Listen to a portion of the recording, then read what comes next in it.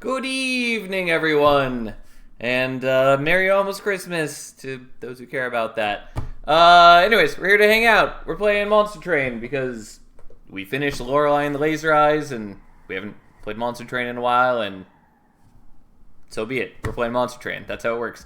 As usual, we're just going to be doing random and see what we get, unless anybody has any particular thing they wish to see or any seeds they want me to try to run. So it's been a bit since we played Monster Train. I played a couple runs here and there when people posted seeds in the Discord, but other than that, haven't played a whole ton recently. So, we have Wilden 10. Hallowed Drippings is a pretty good starter card, kind of. It's definitely better with the primitive molds.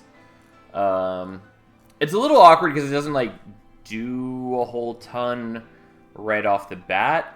But it's really nice in that it means that we already know if we want to go a route of, using a draft infusion or doing paraffin enforcers, that we've already got plenty of burnout extension.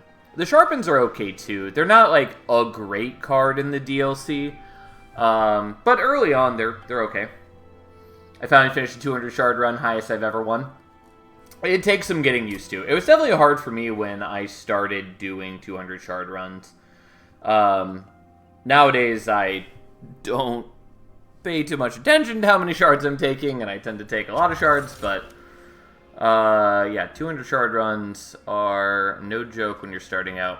Well, we're going to take sketches right now for a multitude of reasons. Number one, Sketches is already quite good with Remnant. I know a lot of people are very afraid of taking Sketches, especially early, but I think people are more afraid of it than they need to be. Especially in Remnant and Stygian, and Wormkin, it's a great pickup a lot of the time. There's just a bunch of units in Clan, especially in this specific combo, Paraffin Enforcer, or Big Sludge, that work really well with it.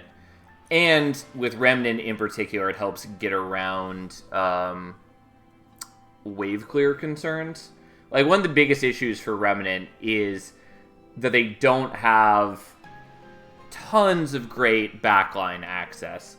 And so one of the ways around that is just getting a bunch of units on the floor, but then you have to, take more capacity, and you don't have any in-clan ways to increase capacity, and the only way you can descend units onto the floor is with Drip Fall, which also dazes the unit. Anyways, point is, Sketches Salvation, it's quite good, especially when we already have Hell Drippings.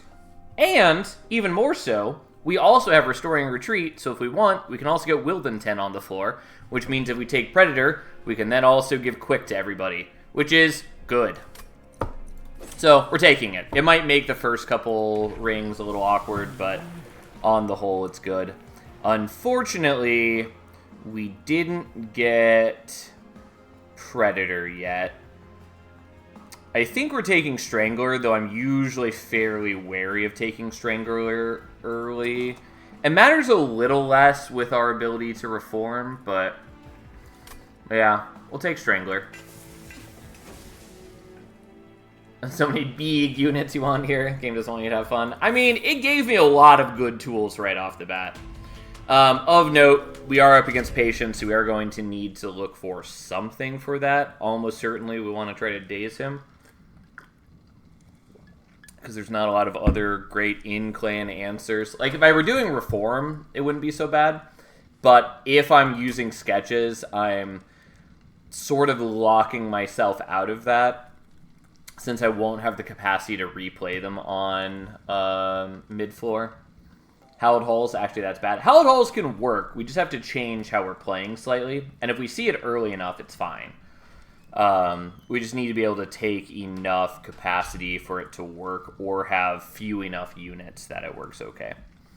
Anyways, we're going to do the spikes, even though spikes are going to be painful, and unfortunately, I really didn't want it to be the damage shield guys. At least we aren't using dregs. Dregs just get absolutely ruined by these guys.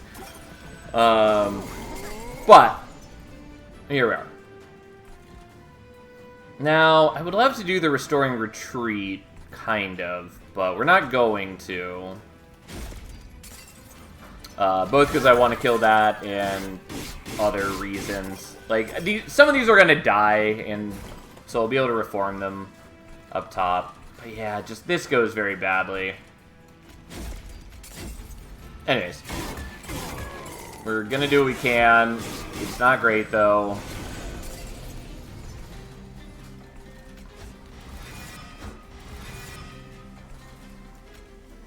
Okay, let's play you there. You're going to burn out. Which...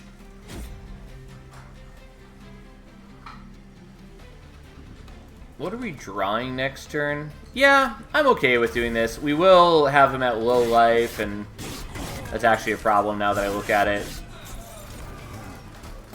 Because he's going to get a damage shield from killing him, which is a pain.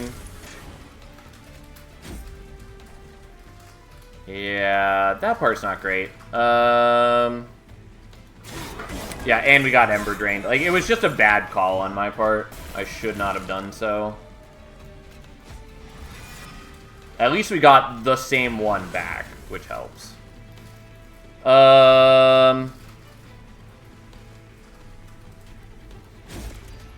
Okay, so I take a little bit of damage from the Weight of Contrition, but this goes from 60 damage to 123 damage, because then we are able to kill those guys immediately. Unfortunately, if he had survived one more hit, it would have been great. I got a little messy toward the end, but we only went down to 25, which is not bad. So I would normally take Razor Sharp. I think we're actually taking the Glimmer. Because if we're planning on having everyone mid-floor, having a team-wide heal that can also kill enemies is not bad. If we are trying to do Paraffin Enforcers, it can be a little awkward, though. And I do like the Razor Sharp, but I think we're still taking the Glimmer for now. Engulfed in Smoke is also a good pickup, and does sort of solve both the Patient and Divinity problems. Lots of rejuvenate units that are big, too. Well, there's two of them that are... Well, there's three of them that are big. But regardless, yes, I'm unlikely to pick them up. But that is true. We are going to go here.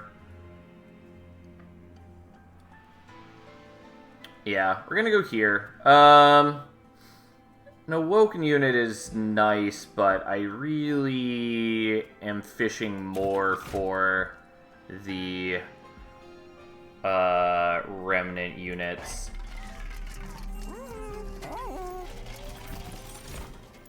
Unfortunately, that is not what I wanted, but it is about what I expected.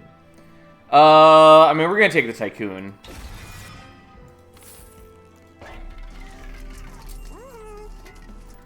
And we're going to get rid of a Train Steward to start.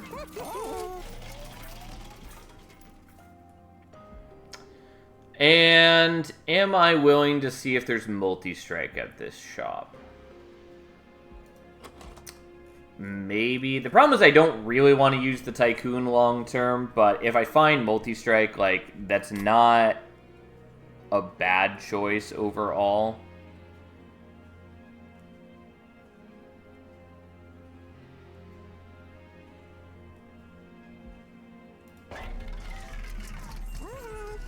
Unfortunately, there's no... Oh, no, there is a temple here.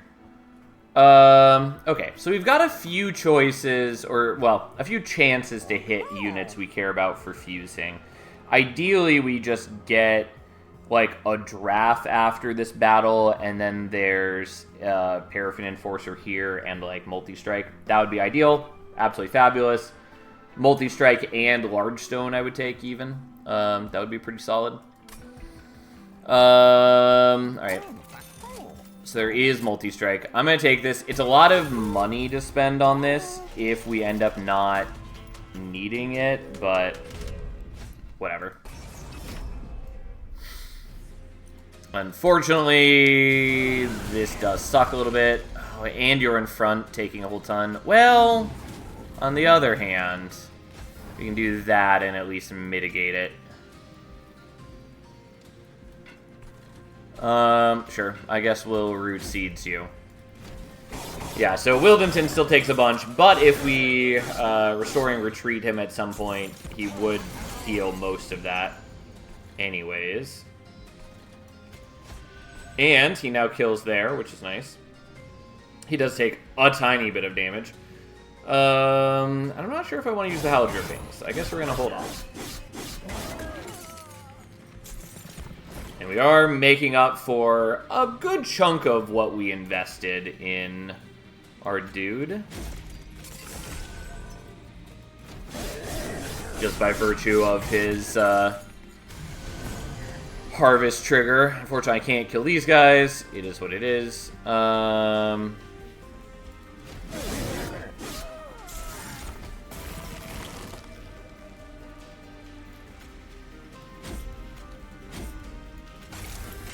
Okay, at least we're not getting more Scourge cards for the next floor. Unfortunately, he was in front, so he doesn't get us gold for all these other things dying. Are you kidding me? Fuck me. Well, let's try that again. Yeah, that was unfortunate that of all of our Reform cards, or, yeah, just didn't draw what we needed. Let's try this again. Alright, we're gonna get rid of that. We're gonna do that. I also maybe should just leave Wildenton up on top floor. I don't think that's what we're going to do. What I think we're going to do is we're going to do that and that. Although maybe I should be doing the Root Seeds on Wildenton, just because he's going to die much sooner.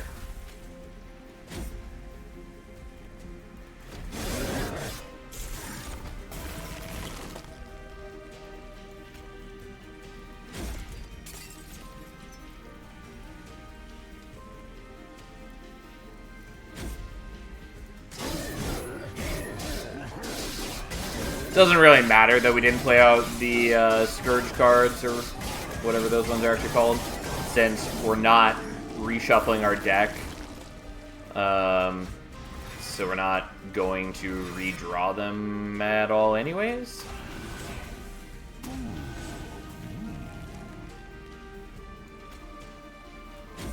Alright, well, didn't quite kill him, but we can survive this. Like, I just needed the ability to reform things. If we'd reformed the Baron, that would have been ideal, because he would have been able to kill for sure. The Vine Grasp is actually fairly nice, because it lets me reposition Wildenton. I don't think that matters tons to me, though.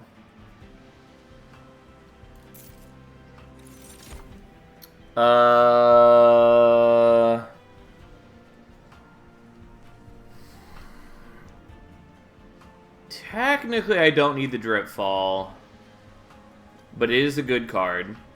And the Purifying Cleanse is useful, kind of.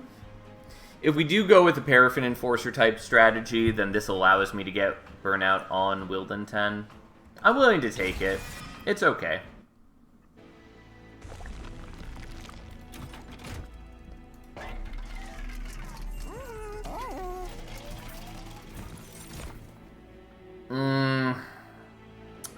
You're not one of the things I wanted, Legion.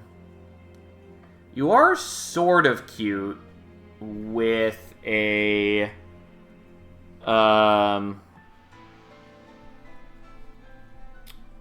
Wickless Tycoon strategy. Because if I fuse you in, then you have Revenge, summon a Mode of Lax, and so enemy 1 hits you, enemy 2 then kills the Motive Wax, we get some gold, and we block a bit. We're not going to do that, though. Which is unfortunate.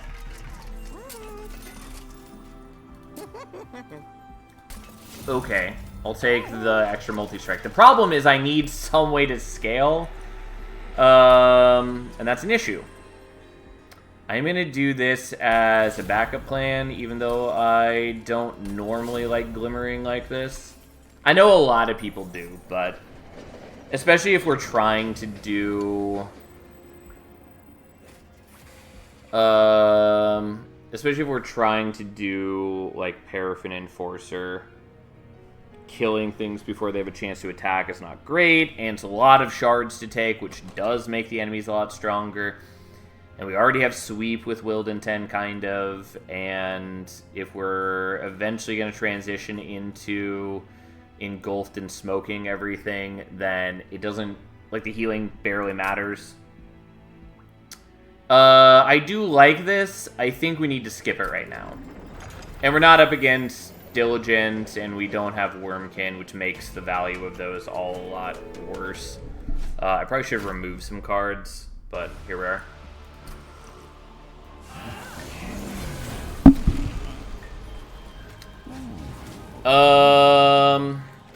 Okay, we're gonna do this, even though I also really wanted to do the Engulfed and Smoke, because Talos is gonna start fucking things. But here we are.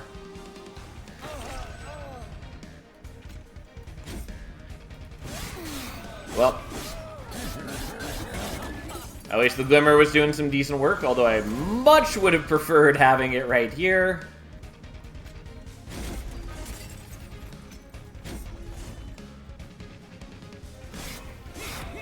Yeah, being able to murder these guys early would have been real good.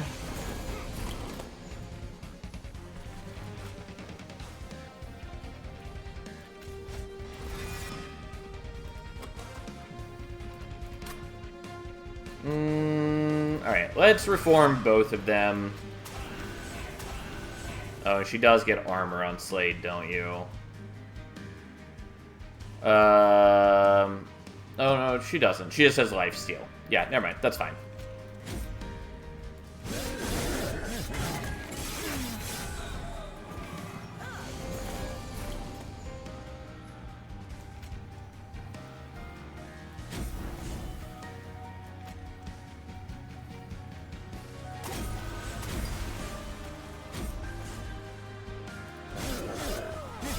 Hello, Glacier. How you doing?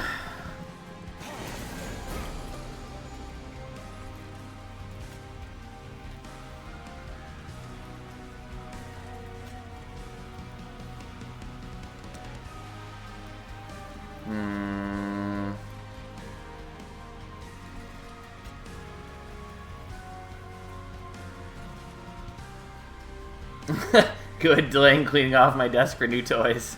Fair enough.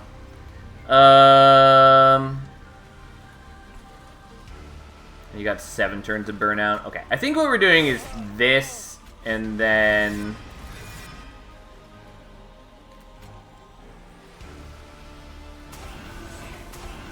Which looks a little questionable, but it burns off all of her lifesteal, which is nice. Procrastination is a time-honored tradition. You don't have to tell me. And then hopefully we draw the Engulfed and Smoke.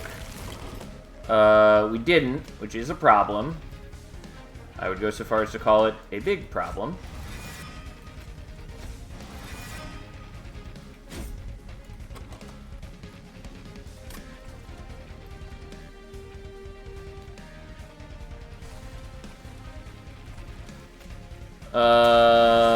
I maybe shouldn't do that, but we are going to do it.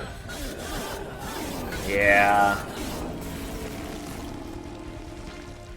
Wow, really not when I wanted to draw this Engulfed in Smoke. Well, let's try this again.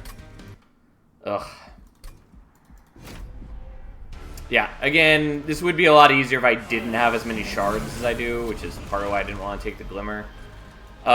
We could also just leave Wilden 10 on top floor. That is an option.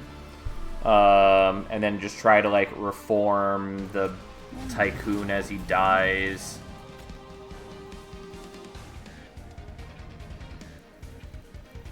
New toys are second monitor replacement and monitor arms, so a project. Yeah, I mean, seem nice to play around with. I guess we're gonna do this now. And a Lego set. What is the Lego set for? Oh, I actually probably should have glimmered down there. Whoops.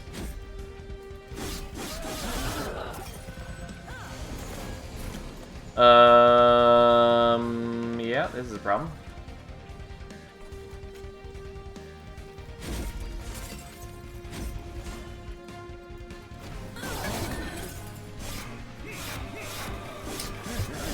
Well, okay.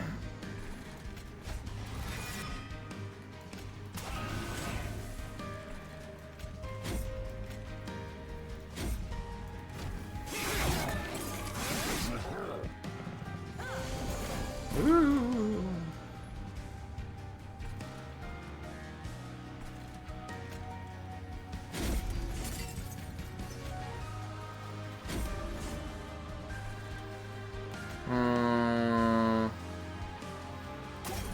I'm willing to do this now.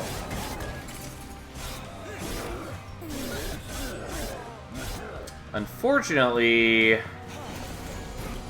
he won't have the thorns if I revive him, or the spikes as they're called in this game.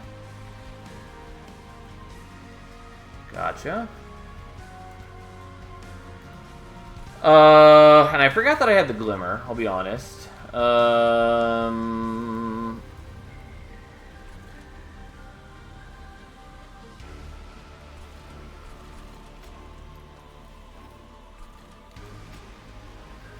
Okay, so we're gonna do that, and we're just going to engulfed and smoke him, I guess.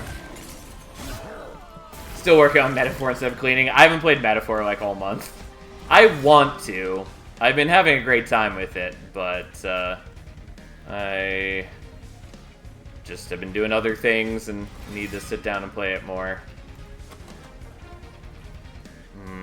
There's a good chance we don't draw the primitive mold again.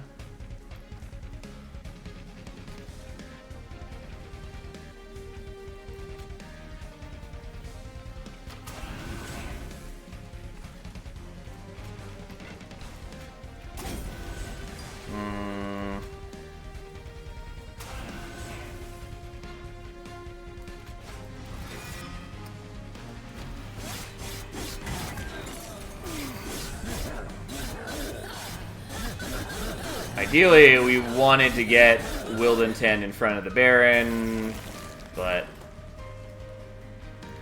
here we are. Well, that's not exactly what we wanted, but okay. Oh, and you burn out, of course. Well, once again, not looking great.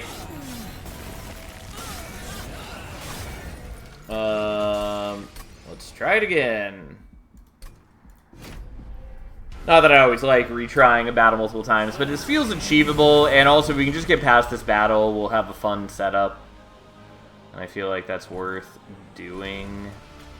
Okay, let's try this and not waste the Glimmer this time.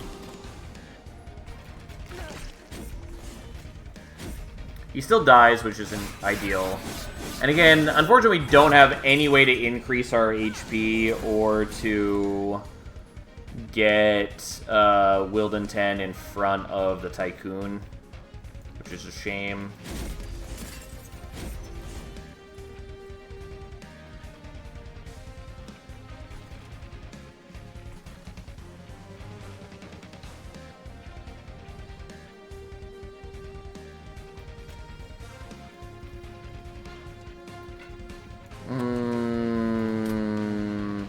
Bet you wish you have that Vine Grass now, huh? I do partly wish that. I have been thinking it. Turns out Vine Grasp is a real good card that a lot of people undervalue. Like, I love, I think it's called Curse Vines, the artifact that spawns one of them for every turn. Although it is frustrating when you are drawing 10 cards and can't generate one. I feel like you don't have enough Burnout extension in hand. Yeah, I'm feeling it, Tom. What I'm delaying over is I'm deciding whether I want to use the Purifying Cleanse on him now, and then use one or both of the Hallowed Drippings, so that if I want to heal him with the Purifying Cleanse later, we'll be able to do that no problem, as in without worrying about giving him Burnout. And we would also have less cards, less dead card draw, basically. Yeah, I'm gonna do that. Also, how you doing, Tom? Good having you. You're always a valued and beloved presence. So I could heal, which would also be nice there. Or I can just kill these ahead of time. I think we're just going to do that, even though I have qualms. Oh, but good timing.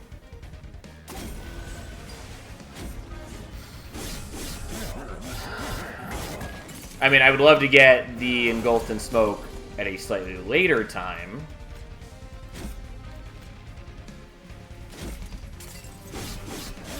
Have you finished your Rhythm of War reread? Yes, I finished it right before... God, fucking... Why? Why do we not draw the things I want to draw? It's not like my deck doesn't have decent things in it. This is, again, a punishment for not removing some cards, among other things. Yeah, anyways, I finished it before Wind and Truth came out. I'm about halfway through Wind and Truth right now. Which has been pretty good so far.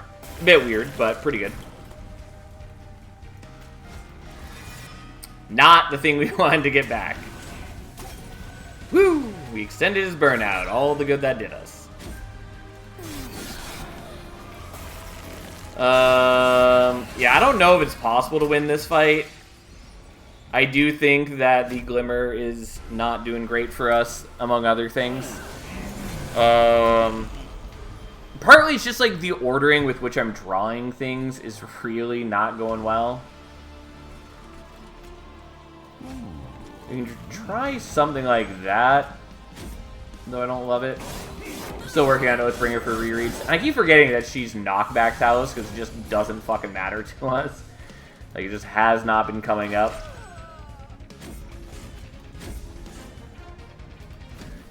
Finished Rhythm of War last night and just started Wind and Truth. Does seem interesting so far. Yeah, my biggest problem with Wind and Truth, and I knew this was going to be the case since the end of Oathbringer, is it feels... Oh, I mean, there's a number of other things, but in particular, it feels weird that it's set immediately following Rhythm of War when it feels like there should be a larger gap of time. And it's weird that it's just set across 10 days when, again, it feels like they should just string that out over a longer span of time. Not, like, huge issues, but it does feel weird to me. Found I enjoyed Oathbringer Rhythm War more in the rereads than my first times, which was interesting. I liked Oathbringer a fair amount on my first read.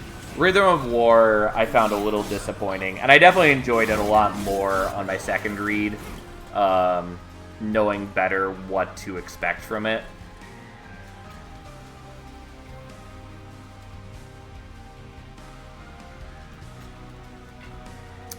How do I want to do this? Because I could Reform, which would both get them out of the pool and would get him more burnout. How you doing, Panhandler? Haven't seen you in a bit.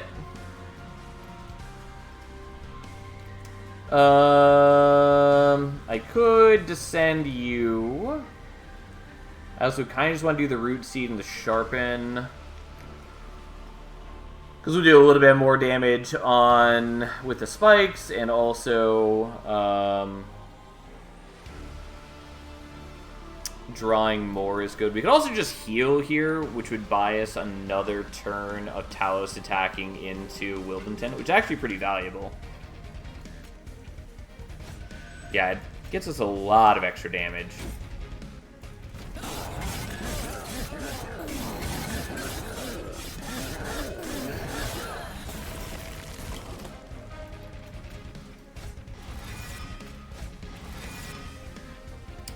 Not incredibly helpful.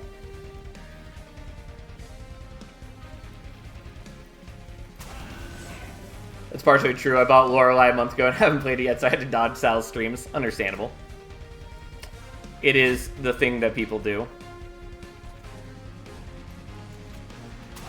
Lorelei was pretty good. I enjoyed it a lot for the most part. There were a couple things that I thought were pretty weak, but overall I had a very good time with it. Yeah, once again, we're still just like 150 away from killing Talos. Alright, we're just gonna let this run die. As much as it is giving us a lot of cool tools, I just don't think I can beat Talos. I think taking so many shards in particular is just a mistake. Like, the Glimmer is useful when we draw it, but it's not doing enough for us.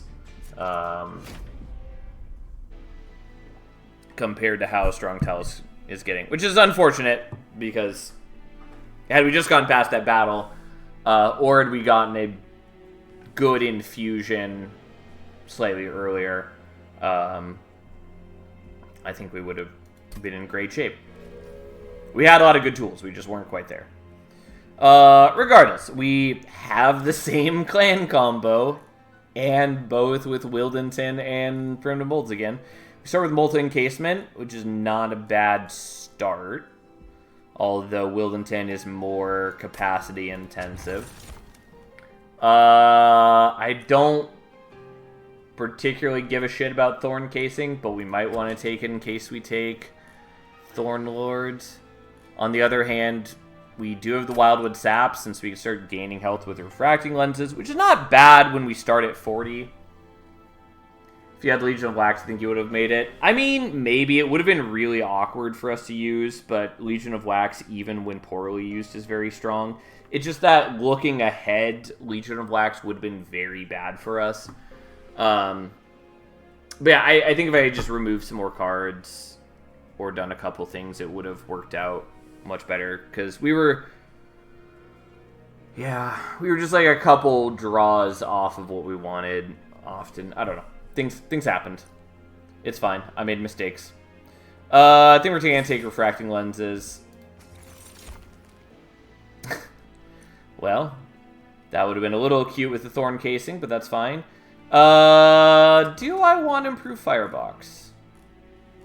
Improved Firebox is a bit weird in this clan combo, because there's nothing I, like, super need it for unless we see an Awoken Rail Spike and give it Intrinsic. In which case, it's pretty good. It's a little awkward, but it's pretty good. Pyre Wall is good, but we also are going to be healing our Pyre a little bit in general. I think we'll take that and just maybe it matters, maybe it doesn't. And there's Thorn Lord. I think we're going to take Predator. Oh, yeah, I was thinking that was Strangler. We definitely didn't need Predator here, but that's fine. I still like Predator regardless.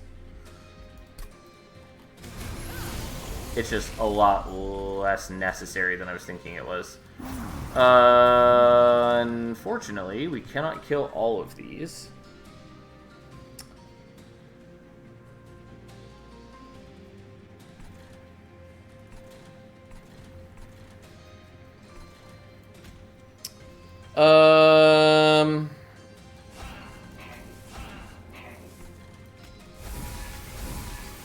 This is one of those rare times where I really did want Strangler instead. Also, Thornlord would have been decent, at least for these early stages. But that's fine. God, no, let me have the Collector, you fucks.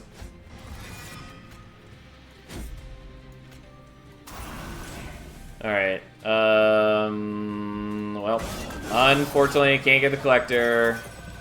We are going to take some damage. It's okay, we did heal for a ton earlier.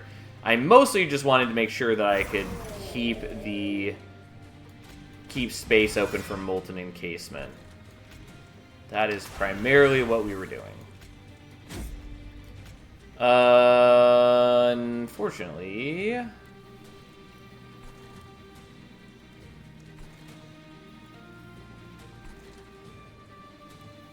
Yeah, whatever. We're taking damage. These things happen.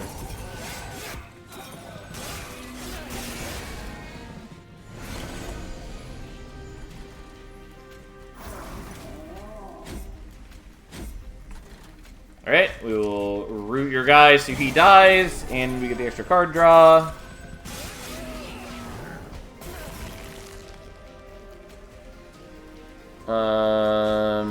What do we get?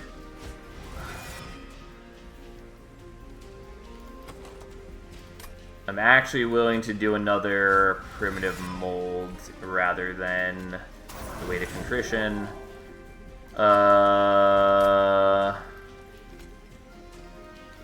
Yeah, I'm willing to play out both of these, even though I kind of want to not put them back into the burnout pool.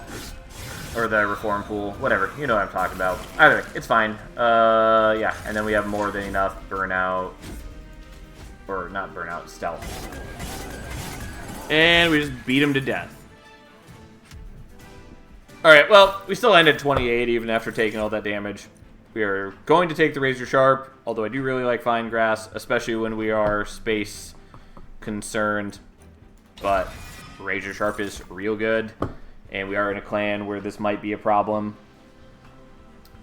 We don't need the Molded, because Primitive Mold does its job well enough.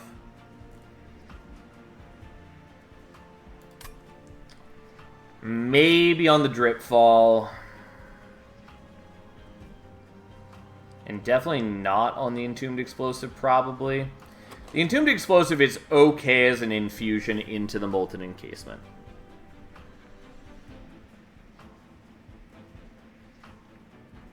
And the Drip Fall we could potentially use for overstacking, but if we're trying to rely on the Molten Encasement long term, that just doesn't work. The problem is that capacity is going to be a problem until after I get past the first boss. Not betting on drawing the Legion of Lax infused with explosive. I mean, part of that is also, I mean, A, that's very unlikely, but also, I just don't like running that because it feels a bit samey. It's fun to do once or twice, but it's, I don't know. It's just a thing that I don't like running all that often. Ignore all the other times where I tend towards the same types of unit infusions. But I don't know. I like using Legion of Blacks other ways.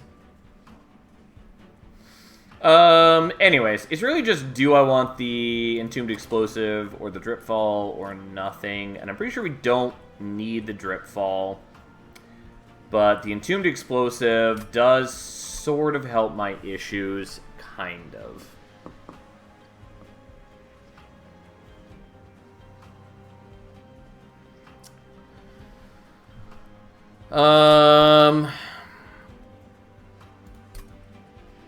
Fuck it. Let's do it.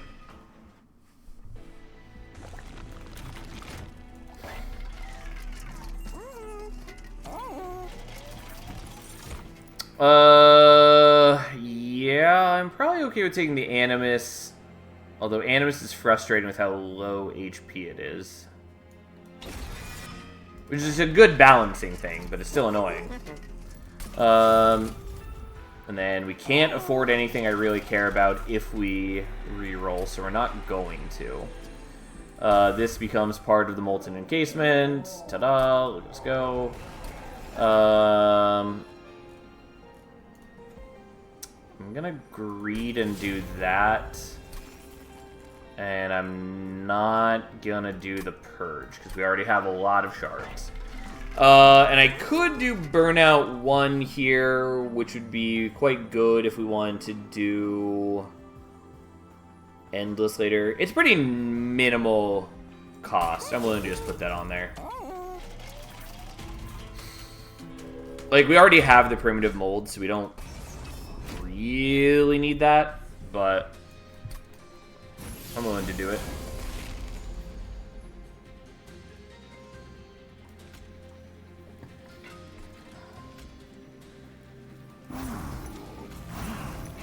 Okay, so we're gonna do it like this, because unfortunately I have kind of awkward awkward capacity situation, but this is what we got. We're also definitely going to do both root seeds because I badly need to draw as much as I can. Because I need to get to the razor sharp edge and I need to get to the molten encasement, neither of which I got to. So that's cool.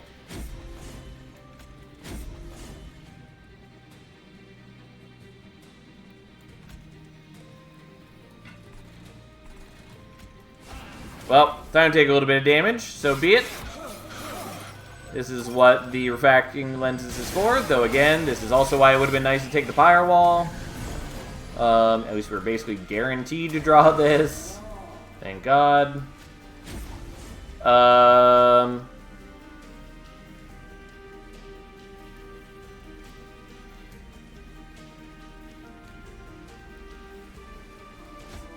Yeah, we'll do it like that. It doesn't get exploded this turn, which is a little awkward, but that's okay. We'll root him so he dies, especially because we don't have any backline access, so if we don't kill him with that, we're not going to kill him any other way.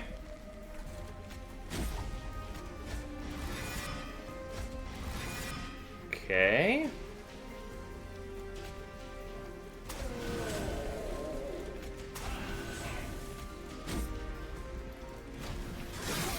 Well, he just got bopped in the face immediately, unsurprisingly.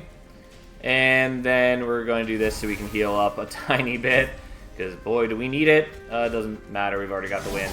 So that does 50 damage, and then we just hit for, you know, almost 120 a turn.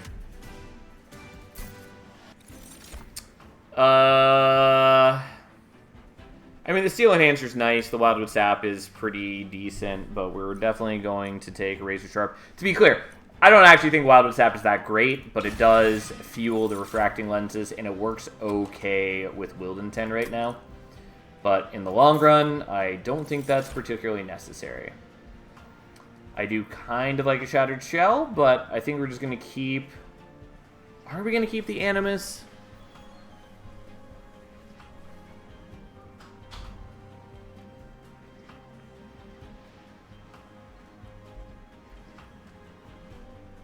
I don't know that we're going to keep the Animus. Because we're kind of limited in options at this point. I can't do a Paraffin Enforcer strategy even if we're offered it because we don't have any Burnout extension. And there's technically a little bit more, but it's really unlikely. Hello, King of Steam. How you doing? Merry Christmas to you as well. But anyways, we basically are not going to be doing Burnout extension. And there's no other floor-wide scaling in this clan, kind of. Like, I could infuse in, like, Wickless Baron and dupe it, but that's pretty slow scaling. I think we maybe do just want to take the Shattered Shell. It's not my favorite.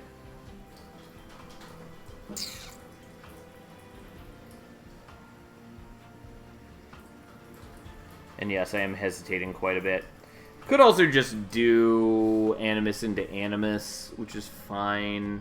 I'm just trying to make sure I have enough hits to kill everything, and that's my consideration. And I'm having analysis paralysis. And I'm not really sure what I want to do on this upcoming area. I might dupe my Entombed Explosive, even though that's only... Or my Molten Encasement. That's only sort of helpful, though. I think I might just go to the Merchant Magic. I think that's what we are going to do. Just minus cost things and take a holdover if it's offered. Yeah, we'll take this. That's fine.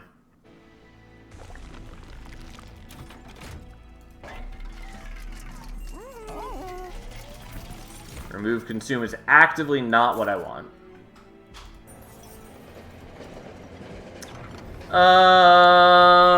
You don't say.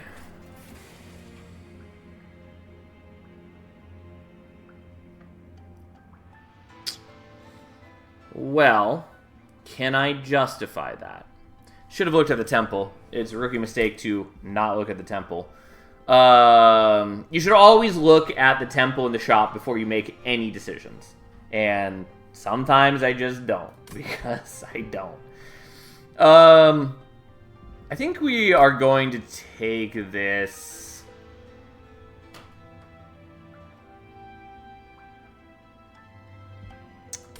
Although Hef Infusion increases capacity, doesn't it?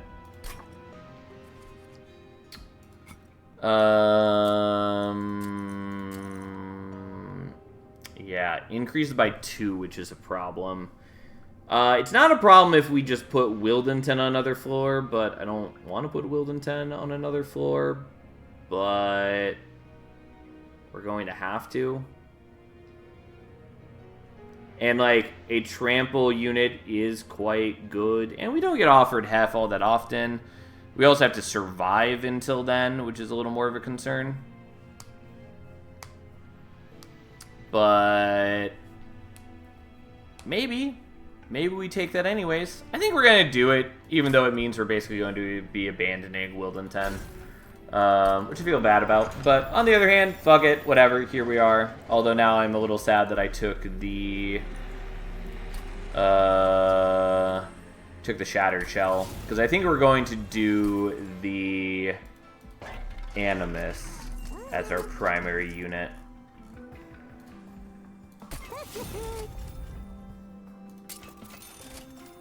Well, there's Holdover. Okay, so we've got some choices to make. We can either do the Razor Sharp, which is good, and does help with our scaling, which is very important. Or we do it on the Wingmaker, which I honestly don't give that much of a shit about. Also, this does increase our capacity, which for some reason I was forgetting about, so we might be able to use Wilden 10. Regardless, not the point. I'll tell you how you doing, Splat. Good to see you. The other reason for doing Wingmaker is that it means as long as we draw it reasonably quickly in this coming battle, we will be able to get Hef right after this battle, because we have to play it 4 times. And if we have to go through our deck cycle each time, that's unlikely, especially since I can't really get my deck much thinner.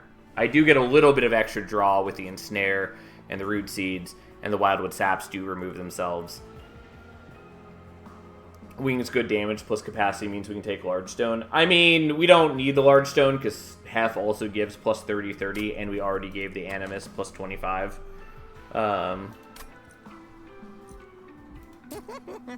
And, like, at base power, Wingmaker does fuck all damage. I mean, it does 12 damage, which is fine now, but we'd be reliant on hitting other things that we care about. And mostly it's just kind of unnecessary if we have our trample unit getting reasonable stats, which putting Holdover on the Razor Sharp helps with. I think I'm still going to do it, even though I don't love it, especially because if we don't get a Hef now, then we are without temples for a while, specifically till after Fel, which is very bad, because it means that we would have to be toting Fel around, or Hef around, through a boss battle. It's just not good. Like, we're going to do this. We're going to hope we draw it reasonably early.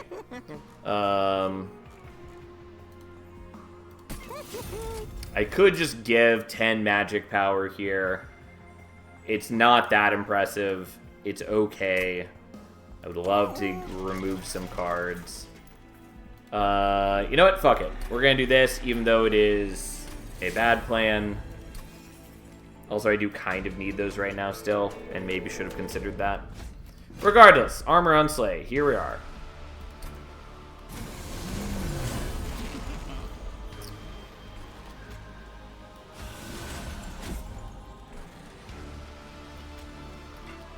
I'm gonna not play any of those. I did forget that I have the Shattered Shell already.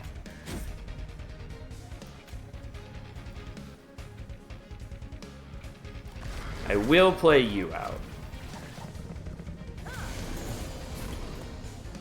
Yes, and with the hopes that we were going to draw this right now, which we did. Which is good.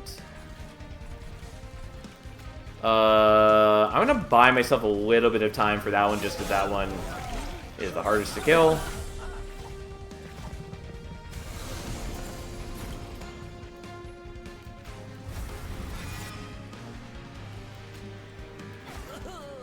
Alright, give me that sweet extra capacity.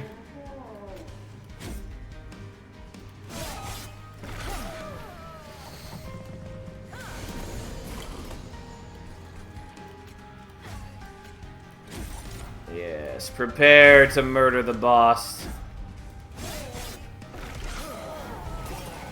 We are depriving the Shattered Shell of its extra stats from killing these things, but whatever. Who cares? And there's only one thing to get back from this, so we're definitely going to do that, because we want that pretty badly. And we're going to do this, which also means we get quick. So now we can kill this before it attacks. We do get Ember Drained. Oh well, so be it. And we should barely make the 4 casts for Hef. Also, we're going to do that just so I can get the extra HP from the refracting lenses.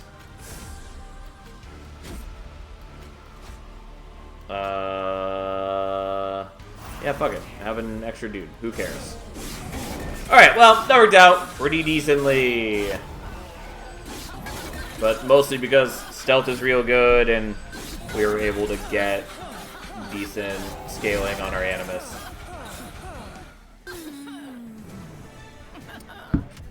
Okay, look at us go.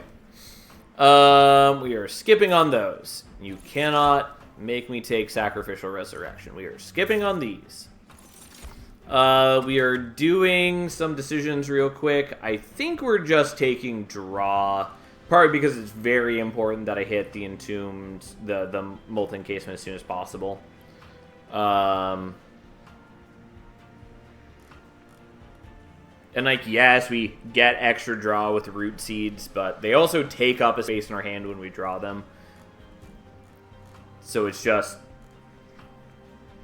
replacing itself, kind of. Anyways, it is what it is. We're taking draw. We don't need the capacity, kind of. Capacity is nice, but we can still fit Hef-infused Animus alongside the Molten Encasement, which is the main thing we care about. If we can also get extra capacity with the Wingmaker, great.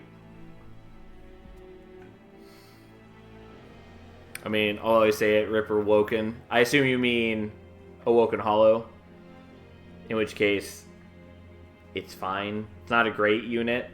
It has its uses. It's not great. I think we're going here. The removals are actually pretty nice because I have a thick deck, but HP is not bad. Gold is appreciated.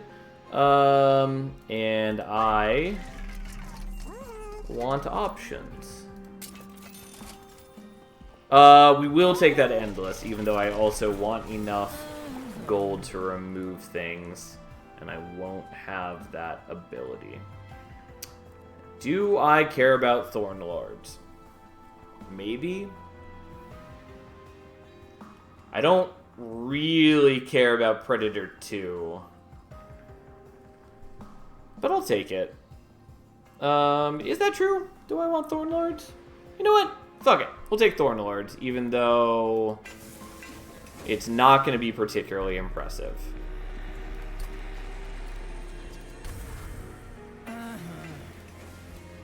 Okay. Spell Chain. Sure.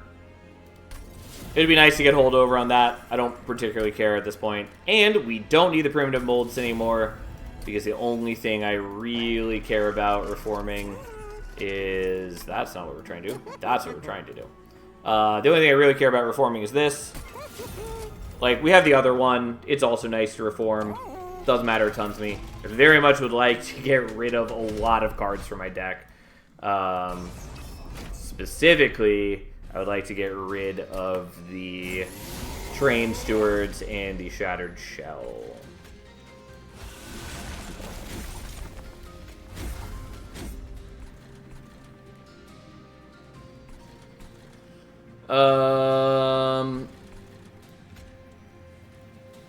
Yeah, I'm fine with just playing those out right now. I guess I'll wait on Wildenton just out of greed, but...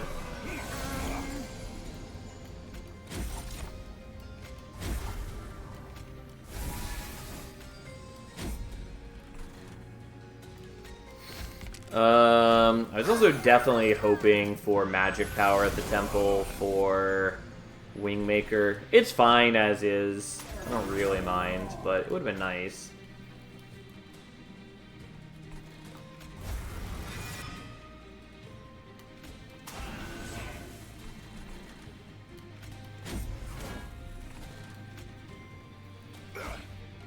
I'm gonna do that. Doesn't matter a ton, but I can get a little bit of extra capacity by killing this guy.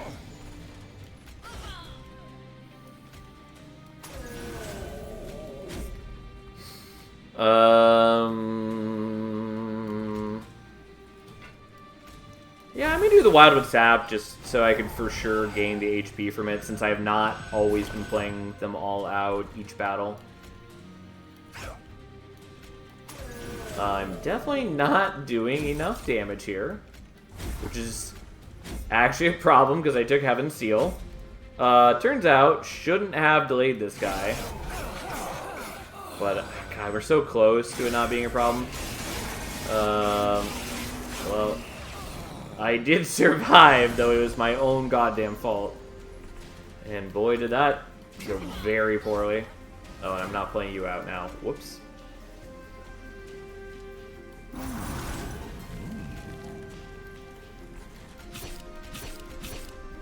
Because I didn't pay attention to the fact that he Ember Drains me.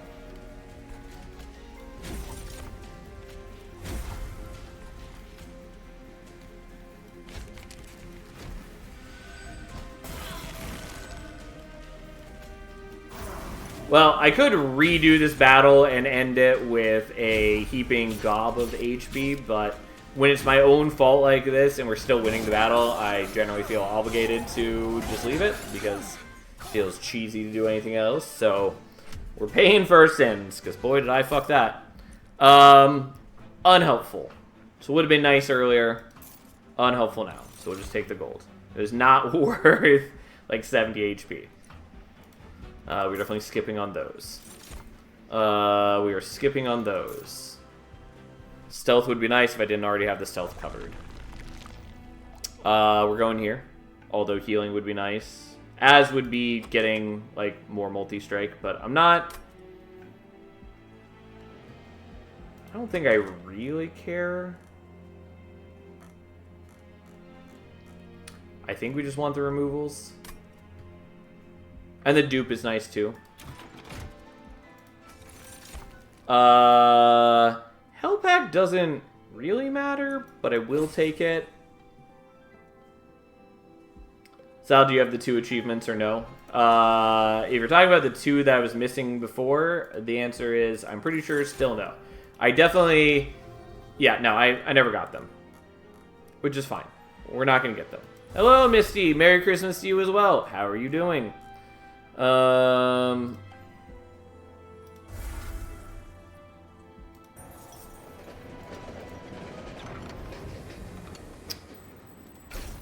Nope. Not saying till recall. Doing okay. That's... seems decent, at least. Also, we have a lot of shards. Mark of Invasion should be fine. We have enough HP that we definitely withstand their assault. And, because we got rid of the Shattered Shell, we are for sure drawing the Animus first turn, which is important. Which means that we definitely just kill whatever they do here. I could play Wildenton out, and honestly, it's what I should do.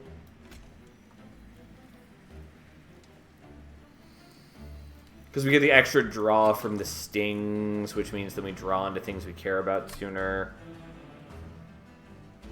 Alright. We'll play it correctly this time. And we'll do that. It would be cute to get them on the same floor as the Animus, but honestly, just making sure we're drawing into our things is way more important. Anyways, we now have 2 razor sharp edges that cost us nothing, which is what we in the biz call pretty nice. I would like to play the Wildwood Sap, but I think we're going to not, because I want to get as much scaling as I can.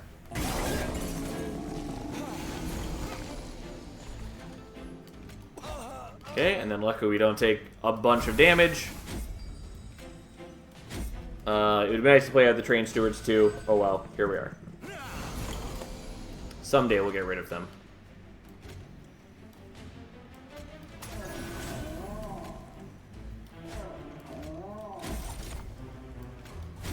Oh, and I can't play the Wingmaker. I'm not too concerned about it. We do enough trample damage now that we should be okay. And we've got plenty of HP, so we don't really need to worry about decreasing our max HP.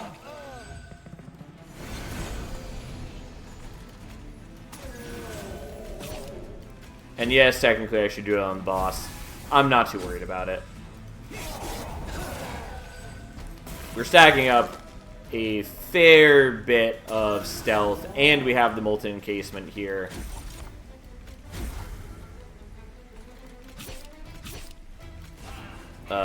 So even when we run out of stealth, we'll just get 2 more stealth. And also, we do a lot of damage every turn.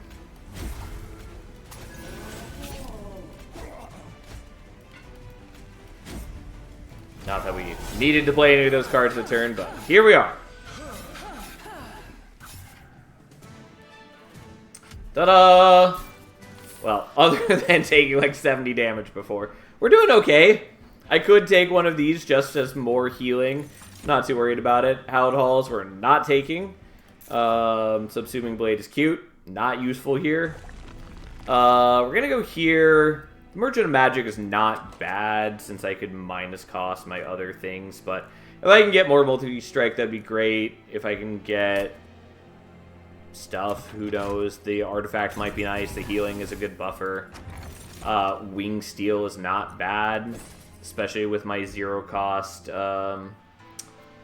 razor sharp edges.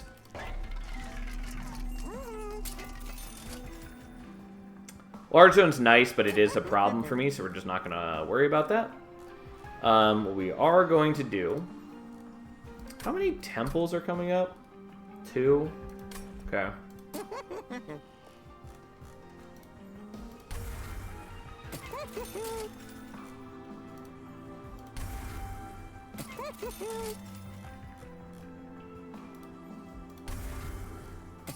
I actually removed more than I meant to.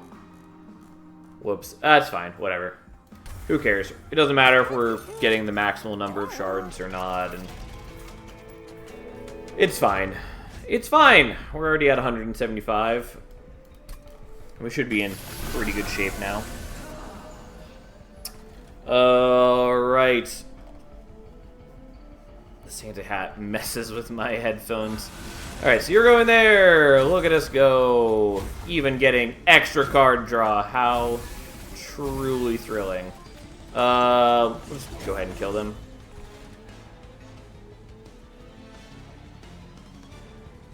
And then make a quick decision on whether we care about Wilden 10 or not. Fuck it.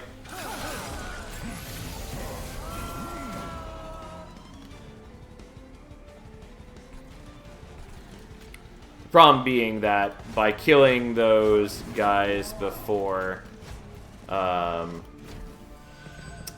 now don't have anything to kill on top floor to give extra capacity.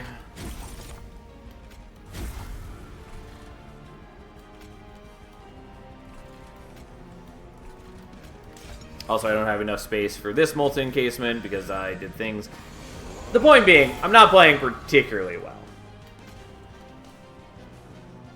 Oh, and you gave armor. You bastard. I mean, it doesn't stop me from killing everything here, but it does stop me from generating more capacity.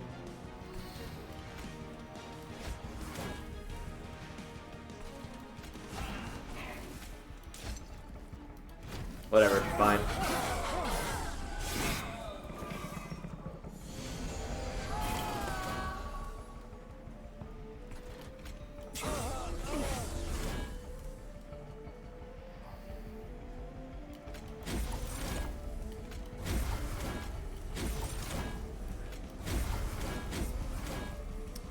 Alright, well, we'll be at least vaguely responsible and do that. That's not the one I wanted to get back.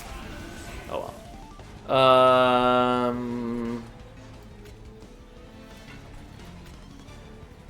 Alright, whatever. We'll just get rid of Wilden 10 and not worry about it. I'm not getting enough capacity on top floor. We'll just make his stings and live our life. We could have had a very sting-heavy deck had we chosen differently at the beginning. Which could have been cute. Don't know why I bothered playing the Wingmaker. We probably just should have played out the Root Seeds. Again, not that it really matters. None of this is particularly important now.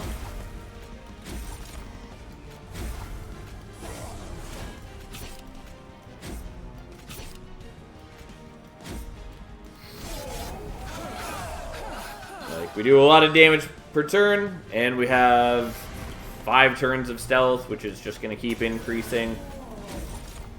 Doesn't matter that we're getting our HP fairly low. Although I might, and by might, I mean probably should just take another 25 HP instead of looking for more multi-strike. Or take Large Stone, but then Large Stone gets a little awkward.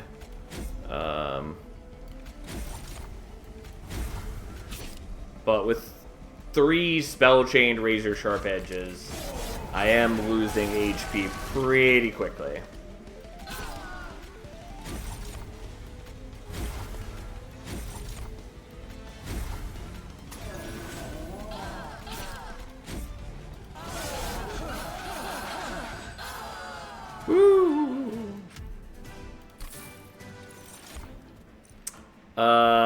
Could take the Cycle of Life. Could take the Intent on Death. I don't think we need to. It's cute, but it is basically just bloat for us.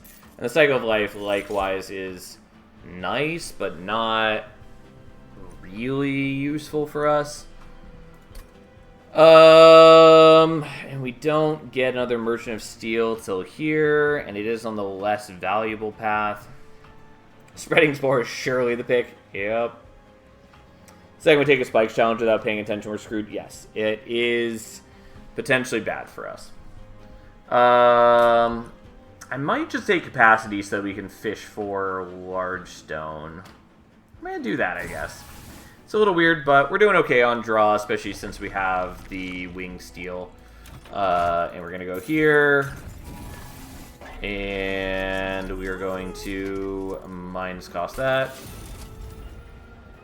We are going to look at this temple before I make my decision. That's unfortunate. Fuck it. Enjoy your -2.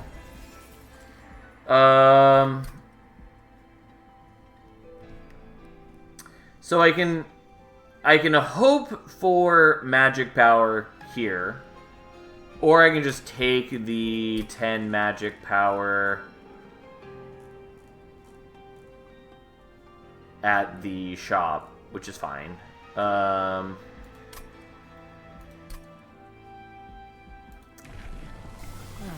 And do I care about either of these? Not a ton.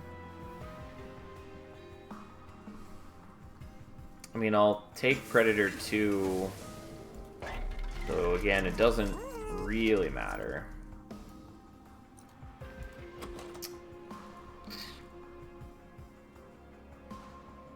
think we're just going to take the magic power. It will feel bad if there's magic power at the next temple, which there's a good likelihood that there is, because that's just how it works, but still. We don't need holdover. It's fine on the ensnare, but I'm just not going to worry about it. And just for the sake of it, we're going to take this and put it there. And we're going to do this. And just take a bunch more shards, even though we did miss out on some shards that we could take. And I can't remove the primitive mold right now. That's fine, whatever. Enemies getting extra damage does not matter in the slightest. Like, it's a little annoying, but it really does not matter.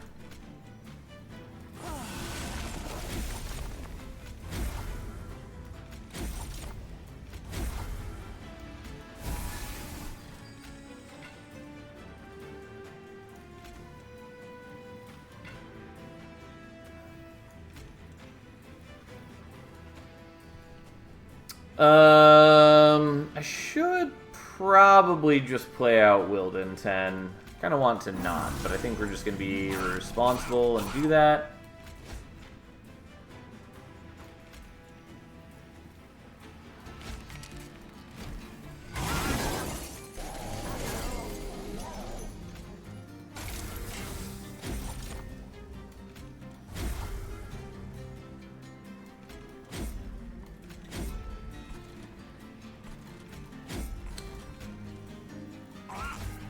Okay, would have been nice to do other things, but this way we get one less curse card, one scourge card, and overall, it's just nice.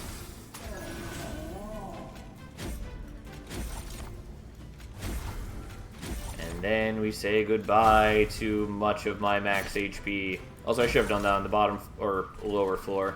Doesn't matter, it's fine, not too worried about it. And we'll play Wingmaker. So again, we can cut out a curse card and all that jazz. Oh, turns out we actually are not strong enough yet. And I do need to pay more attention. Well.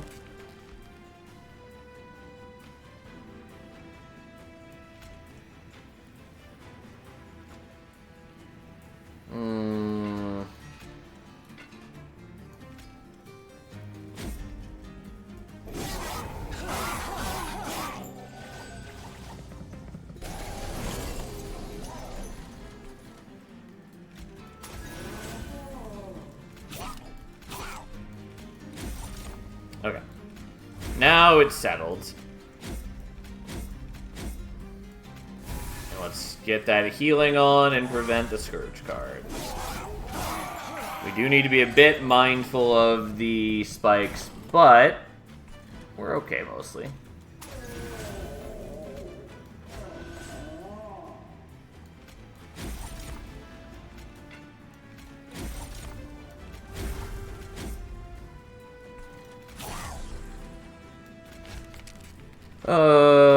Okay. And yes, we didn't play out the Wingmaker, but it's not a big deal. Especially against this boss. He doesn't have any minions with him, and all we really need to do is make sure he doesn't ever hit us. And we're good! Especially because he does not have spikes.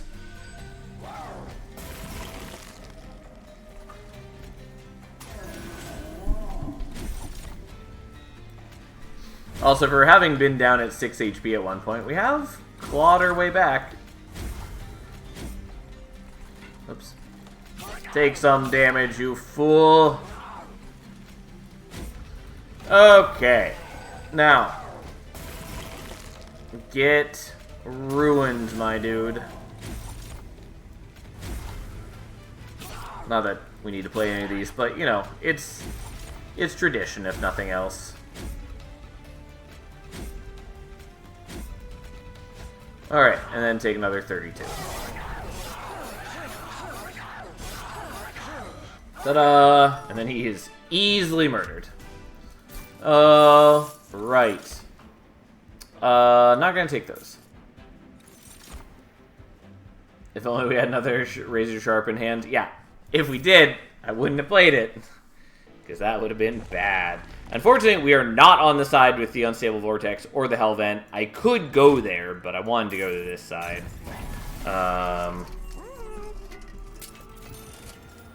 really wanted a large stone now, but we'll take the HP.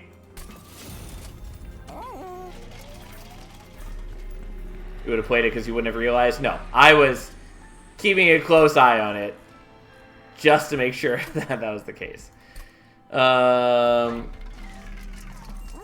And there's the third sting thing.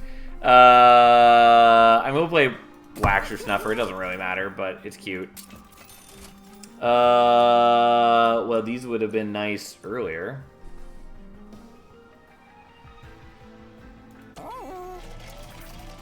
Someday you won't pay enough attention, then we'll get you. I mean, it's entirely possible. I do make mistakes, but we're just gonna get rid of that.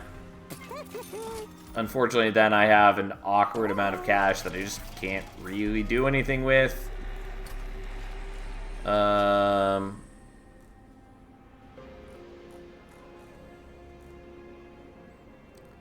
I want to take this just for the sake of having it, but honestly, it's not at all useful for me. And whatever I put it on is actually going to be kind of hard to play at times. Same with the intrinsic, I just want to take it, but it doesn't really matter.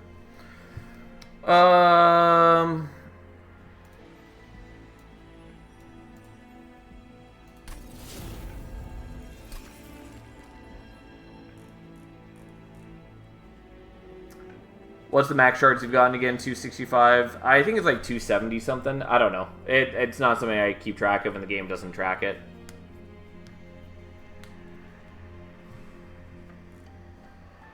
Oh, this one is -2, which does actually make it free. I totally forgot that I -2'd one of the Rude Seeds. So we'll give that Spell Chain.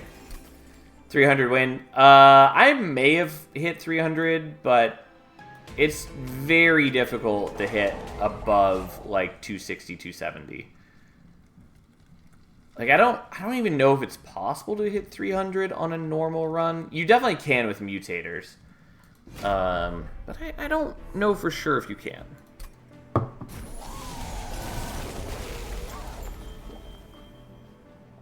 Okay.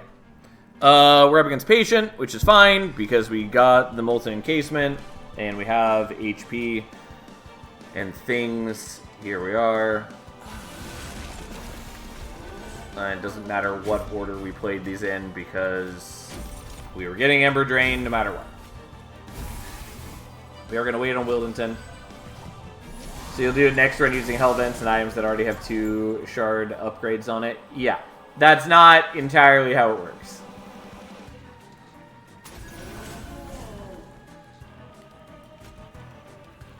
If I use the Wingmaker, I do actually take a fair bit of damage because the trample hit will go over and hit onto our dude.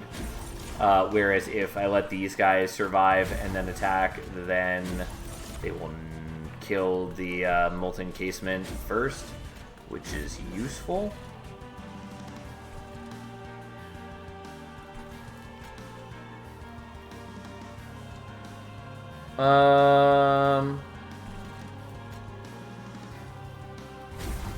Hello, Major Laser. Haven't seen you in a bit. How you been? Merry Christmas to you as well. Thank you for the gift of Monster Train. You're welcome. I always like playing Monster Train. I just try to space it out. I was hoping that I was going to get the Wingmaker again here. We did not. It doesn't matter, but I do just want Wildington on the same floor.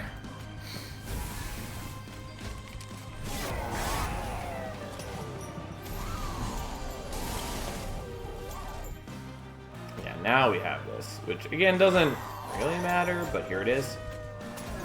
Also, vaguely of note,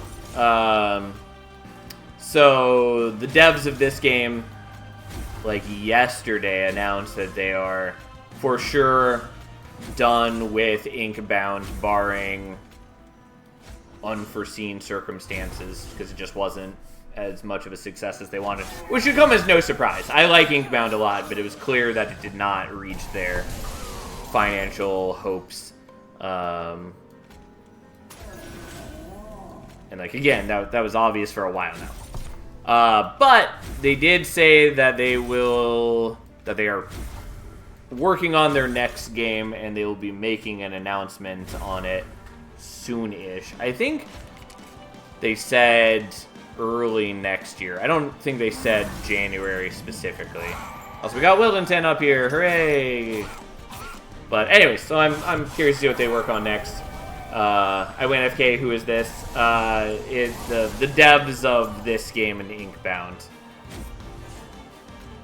But anyways, so I'm hoping that like, you know, I do feel bad for them that their game didn't work out to the degree that they want. But I am selfishly hoping that it means that they're working on Monster Train 2. I mean, I'm down to try out whatever they want to make next, or at least I will keep my eye on it. Like, they can definitely make a game that doesn't appeal to me. But I have liked what they have made so far. Anyways, I'm hoping it's something cool. Rip the last two characters of Inkbound roster. Yeah. I mean, again, it's clear that they had a lot more ideas in mind and hopes and desires than what they ended up getting to do with Inkbound. Which, you know, I do feel bad for them. But it is what it is.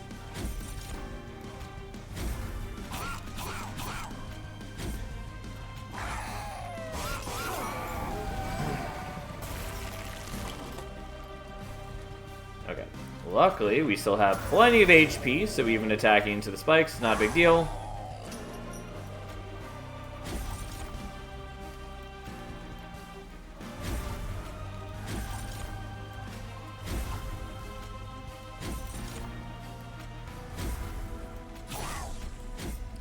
And not that I really need to play these, I'm pretty confident that with our 21, soon to be higher stealth, and our 429 times 3 attack, we can pretty easily murder Seraph. We're getting Slay Spire 2, so maybe they'll do a Monster Train 2. You'd love to see it. I mean, yeah, that's what I'm hoping for. I mean, there's a lot of pressure in revisiting the same IP like that. But there's a lot of really cool things they could do with Monster Train 2, and I would love to see it.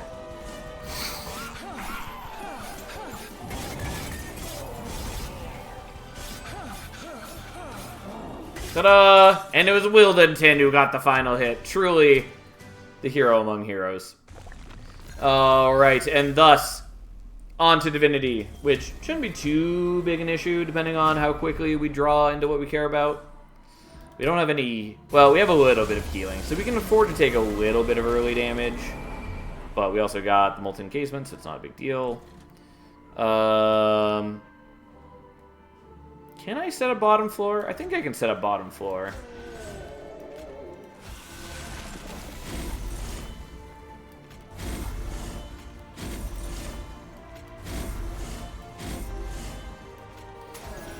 Yep, there we go. We just needed the extra damage from this. We'll wait on Wildenton.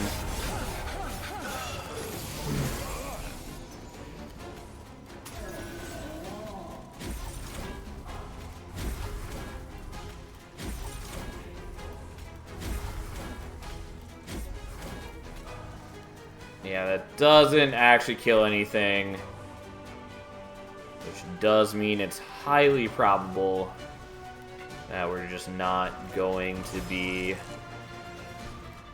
making space for Wildenton. I mean, we'll be able to make a little bit of extra space. It's mostly just that these guys have one spell shield. Unfortunately, these are done sequentially. So armor is generated in such a way that's unhelpful. Oh, I forgot that I would draw this again immediately.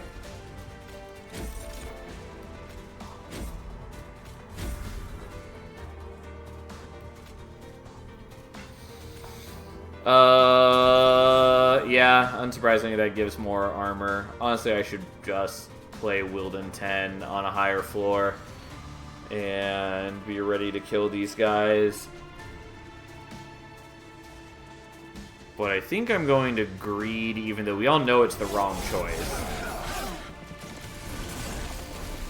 Yeah, not killing you. This is why we don't normally set up on bottom floor. At least not with this many shards.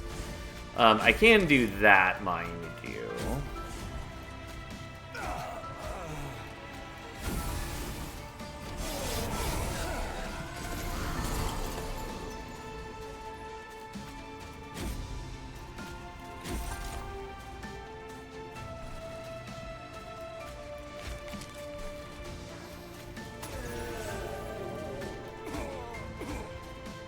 Oh, I did not root the correct target, but that's fine.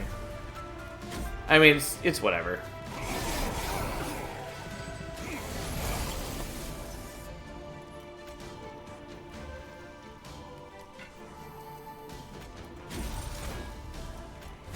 I definitely could have played this better, especially if I were not trying to insist on making Wilden 10 playable on the same floor.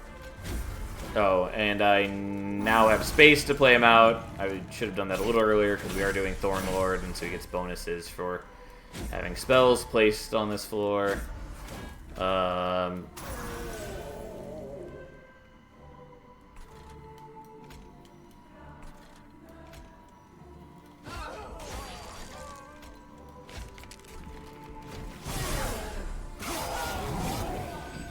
Okay.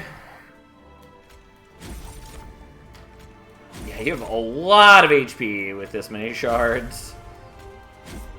Like, 1,000 plus 50 armor is just a whole lot.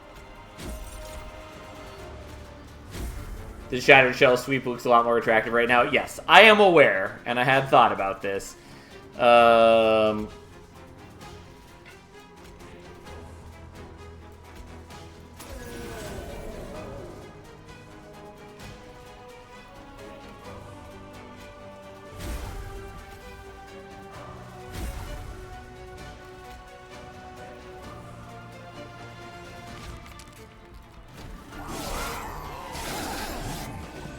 Not that it's a big deal if I let some of these things through. Not really.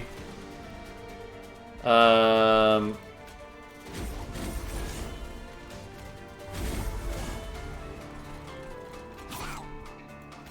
I was really hoping to draw the ensnare again so I could stop this guy. Oh well.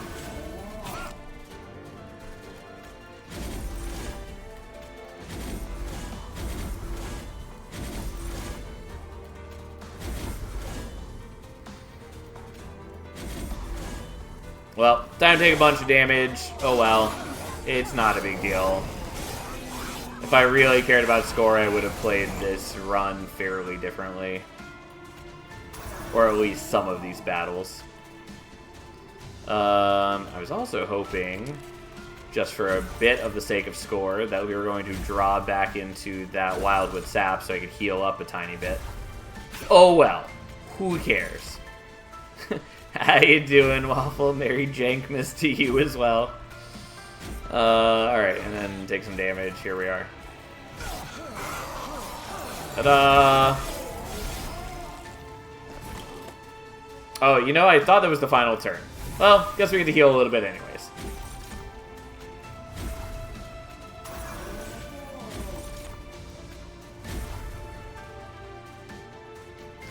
Oh, look, we've only got a measly 27 stealth.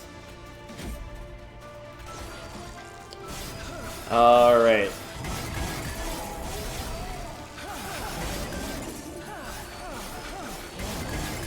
Ta-da! Alright, well, we took like 60 damage, but not a big deal. Woo!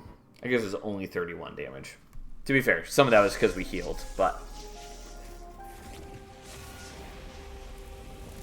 So be it. I wish that we hadn't failed the run before this, because I was way more excited about the things that were presented to us, but it was still a pretty fun run. And it's nice to be able to use the Hef infusion. We definitely took way more shards than we needed.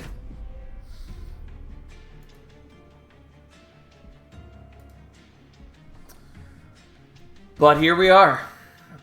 And don't mind me, as I definitely let my mind wander for a moment as I just stared off in space there. But that's fine. And it's Diligent.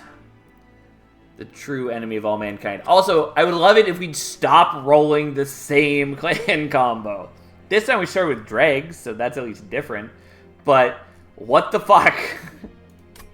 Like, I like Wildenton and I love Remnant, but I like also playing with the other clans. That's why we do random. Boone the Blacksmith is fine. We're definitely taking the Tempered Talisman, I think. It's not very valuable right now, but it does make the Glimmers better at their job. Like, going from 2 to 5 is actually pretty meaningful in the early rings. Matters a lot less when we don't have things like torches to support them. Christmas tree volunteer for the whole night, obviously. Also, Boone the Blacksmith is okay. It's honestly, like, not bad to have early. Especially since I'm almost certainly going to be leaking, like, the first boss or two. Also, we have the multi-encasements to start again. You know what? Fuck it. We'll take that. I don't know. Fuck me.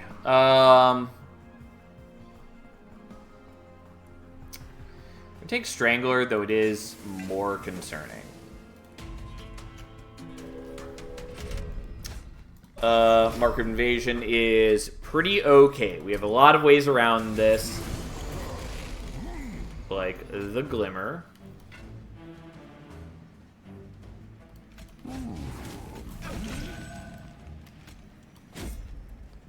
I'm going to save the Molten Encasement for later.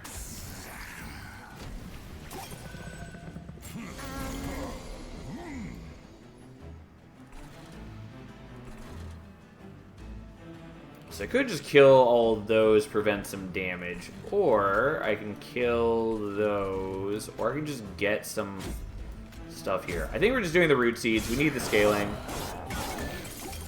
And it helps me get back around to my heals.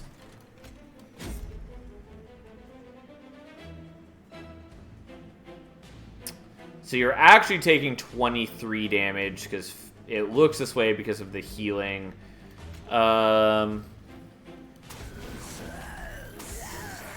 I can't math.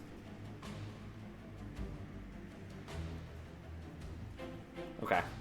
And I forgot that that's not the case because Wildenton was killing him, so he doesn't actually get to heal. Anyways. Mistakes were made. It's fine. I shouldn't have done it that way, kind of. I will take the healing and a little bit of extra power. We'll get rid of the drag. Alright, well, the drags ended up working out okay. And then we play that, and we play that, and we are going to do the Root Seeds, because we could kill him with the Glimmer, but Wildenton already has Sweep, and is going to get Stealth from this after the first hit anyways.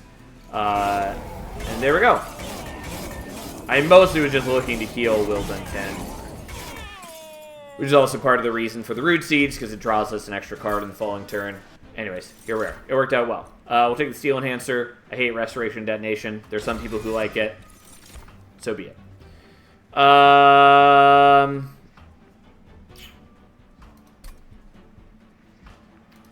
So the Draft Infusion is good. It's a little less good with Wildenton.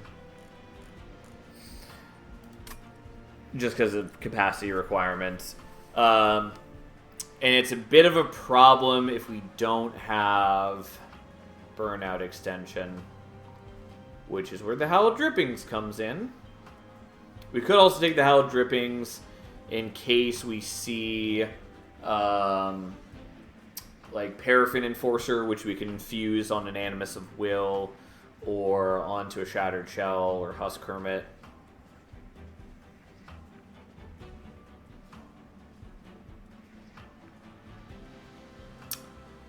I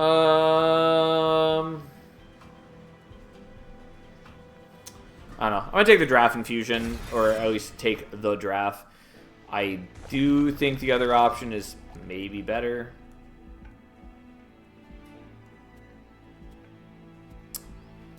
I should probably go to the Merchant of Magic. I kind of want to go here just in case this is like a Bounty Stalker. In which case, it would be nice to search for things. Although if we don't get Endless, then the Bounty Stalker is largely unplayable for us because we have no Reform. But this gets us an Awoken unit, which is good. Lets us minus cost the Root Seeds, which is good. Going the other way would also let us look for Endless on the Molten Encasement, which is likely doesn't do a ton else for us. I'm still gonna go here though.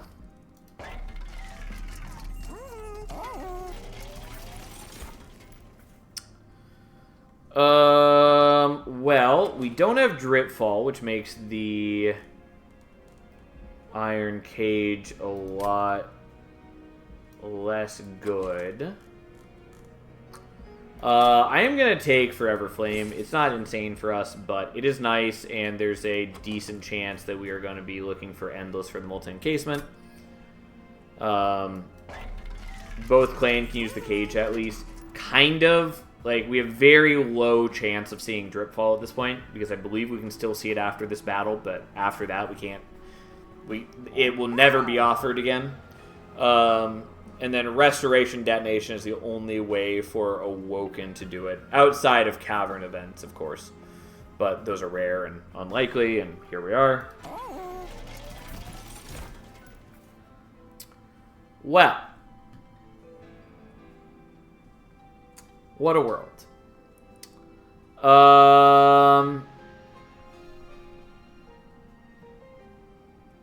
Okay. Truly a Christmas spirit. I mean, the Legion of Wax is very powerful, and Draft Infusion is not bad on it, kind of. But again, we have no Reform, which makes Legion of Wax dramatically worse. And we can't fit it alongside Wildenton. Obviously, we can play it on a different floor, which works out well, but what the fuck?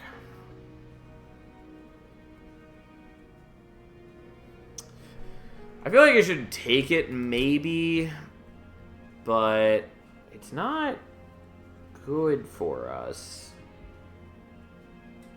And, like, I could maybe search for Endless on it, but then it doesn't get bonus stats from Reforming, and it's just bad.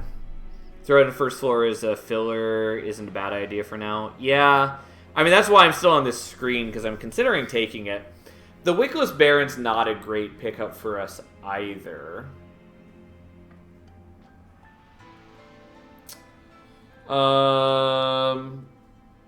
But yeah, like, Legion just early on to soak some hits, or to throw out late and to fuck with the boss is not terrible.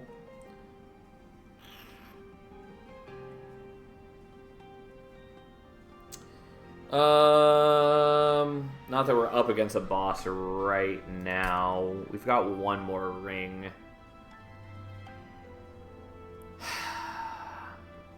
Also, if I do take this now, if we go to the left path, we won't be able to remove it before the boss.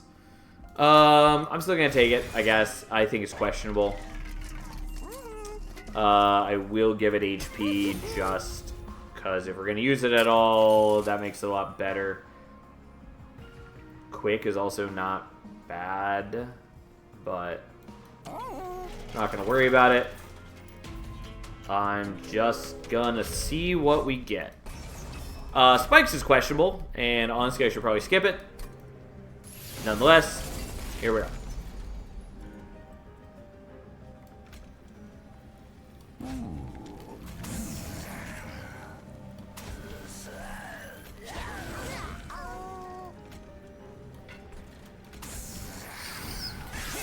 Alright, well, we're going to do what we can. And I can't heal you with focus growth now, which does make that a bit of a mistake.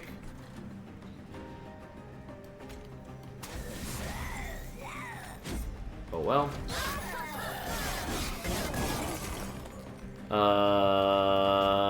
Yeah, turns out that this is the problem with Strangler.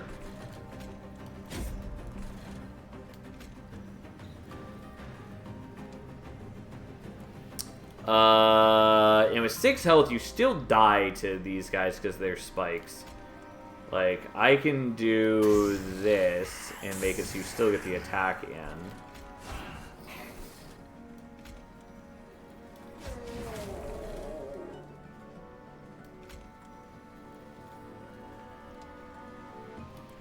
Whatever. Oh, and you didn't get rooted because he died on the attack. It's always a weird interaction.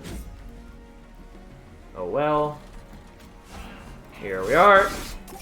We were mostly just preparing for the Legion to take on the boss, which it should be in pretty decent shape to do now.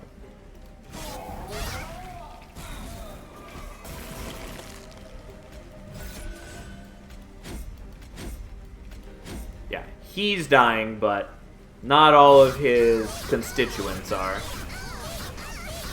Which is to say, basically none of them. The Legion of Zerg. Alright, well, that worked out pretty well. We will take the Razor Sharp.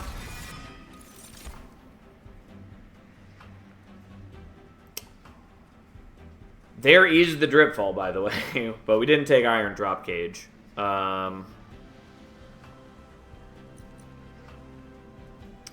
So, Votivary's not bad right now, because we can infuse the Molten Encasement in it. And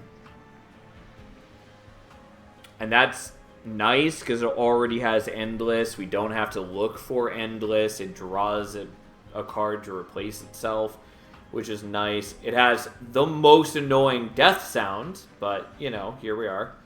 So I kind of want to do that. The Purifying Cleanse is good. I forgot Votavary Infusion is Endless was cackling at Legion of Draw. Yeah, no. It's Endless as the Infusion, which is also another way we could use it, though. I was looking at it as Molten Encasement fusing into it. We could also infuse into the Legion of Wax, but that's pretty bad. The Purifying Cleanse works with the Draft Infusion. It's a little awkward because we only have one of them and we need to, like, get... what's the word I'm looking for? Intrinsic on it.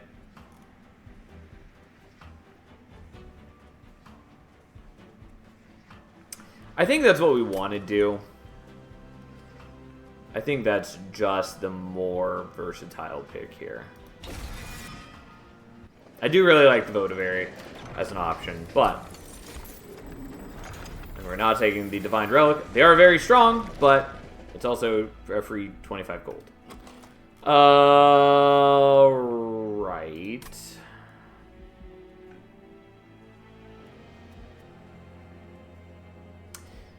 We should probably just go to the Merchant of Magic and minus cost the Root Seeds. Or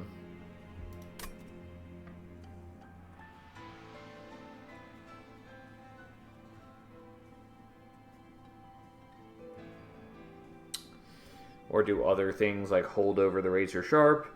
And Awoken banners are not bad.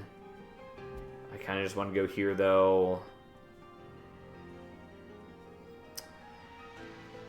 I can't totally justify that. Nonetheless, I'm doing it. We are not taking Capricious Reflection. We will take the Improved Firebox. We'll take the gold because we're a chump. And we're going to get Dante. And we did not get Dante.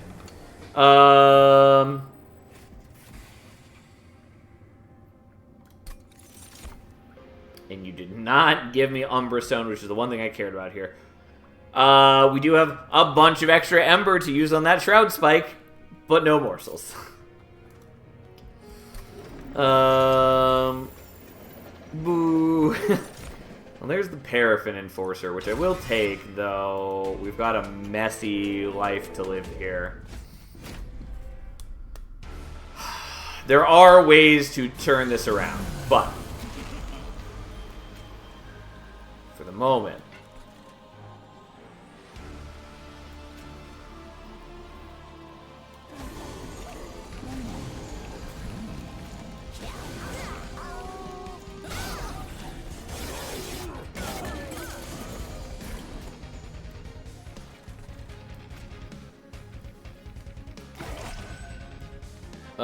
so you're gonna die no matter what. Let's start buffing you and get rid of some units.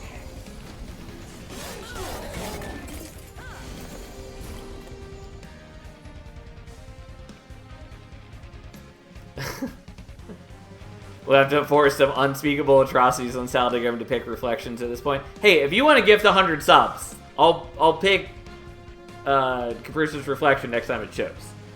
But barring that, no, we're not going to live that awful life. Sure, we'll do that. We'll do that. We'll do this, and I guess heal because we can, and then hold on to the Molten Encasement a bit, I guess. Our deck is getting pretty thin just by virtue of us killing off every unit that lives in it. I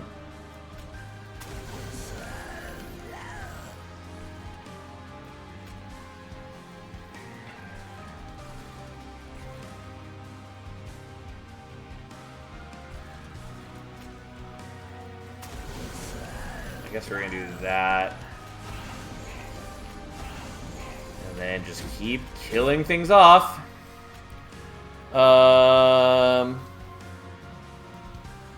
Yeah, he's gonna die at this rate anyways. We'll heal him, even though it's only 2 HP. Like, it might make the difference in surviving an extra hit. God, I really don't want all these guys to get up there. Well, we can do this. I didn't really want to sacrifice one of those, but I also really don't want all these guys to just pop up to the top floor before I'm ready.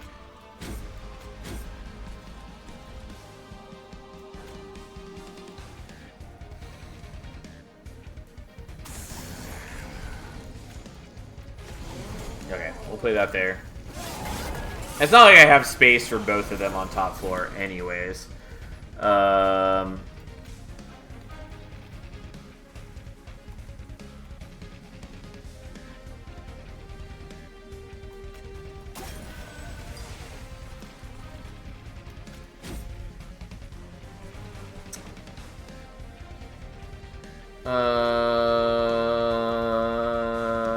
Yeah, doing the Glimmer doesn't really change anything, so we'll just do that there, make you a little bit stronger. Sad they can't play with the Train Steward, don't have quite enough capacity for it.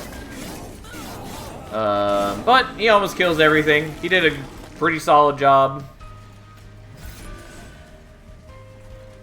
Actually, they did end up... Oh, they died because of Strangler. It's like, why did the last guy not make the next floor? Totally forgot about Strangler. Strangler rooted them, and so they just didn't get to keep going. Anyways, now you get Legioned upon, which, you know, is very much in our favor. Because we have 2 turns of stealth, and then even when you do kill it, then we still just beat you to death.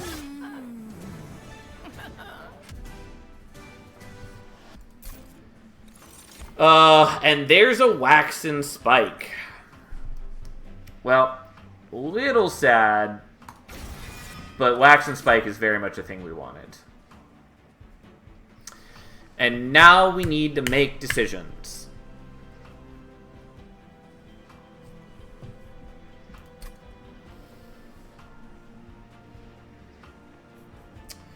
I think we want to take the sweep unit so we can infuse the Paraffin Enforcer.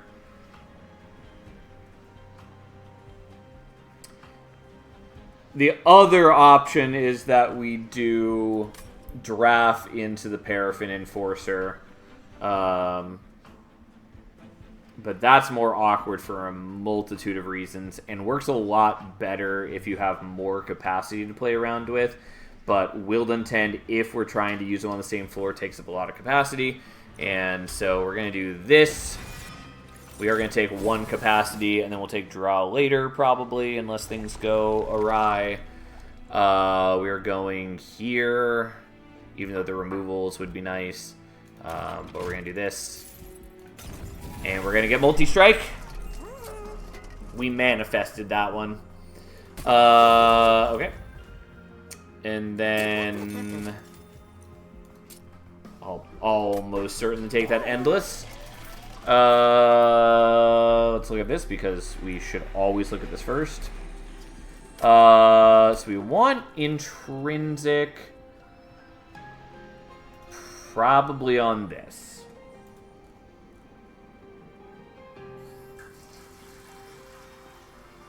Yeah, we want this. It's going to be a little awkward, but we want that.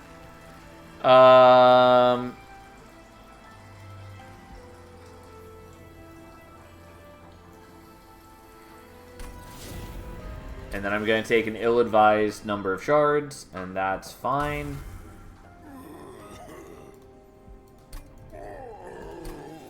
And then we're going to get Predator. Even though that's not going to matter too much if we're just going to be stealthing every turn.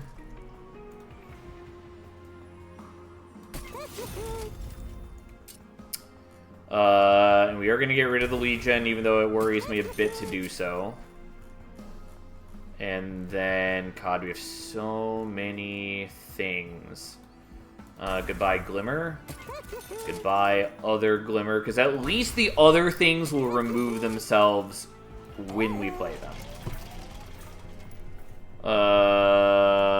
This is worrisome, though. I could delay playing the unit for one deck cycle, maybe. That is a possibility.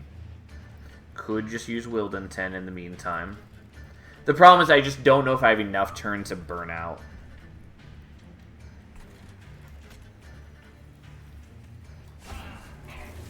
Especially with this fucker slowing me down. We'll try it. And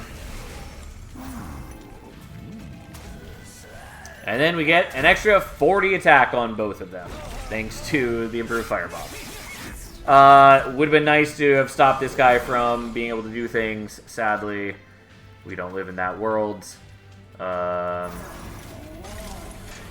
Because I wanted to not leak, but on the other hand, it causes me problems, and I have to keep my dudes alive for more turns. So,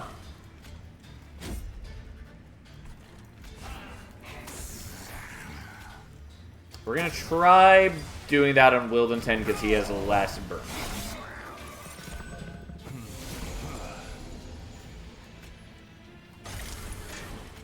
Also, this is not a huge concern yet, but I do need to be aware of the fact that we are up against Diligent. And so if I thin my deck too much, we'll have problems with the consumes. You're getting real low on burnout there, my dude.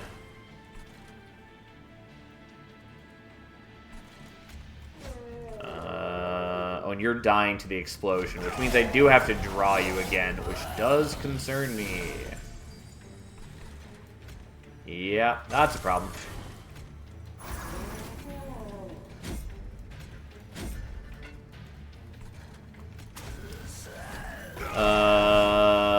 This is not going to work, probably.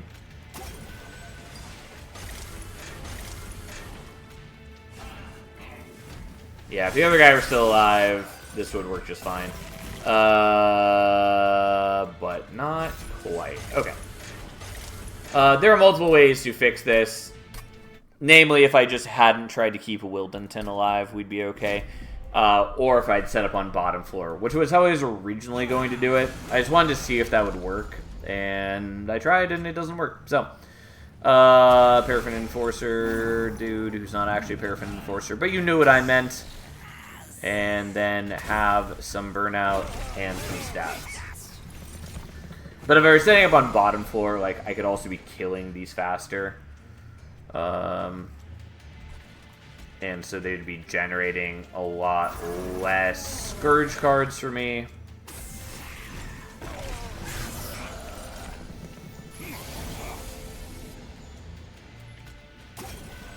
Sadly, I did not get the Collector, which means I miss out on a whole lot of gold. Oh well, so be it. These things happen. They make me cry whenever they happen, but they do happen.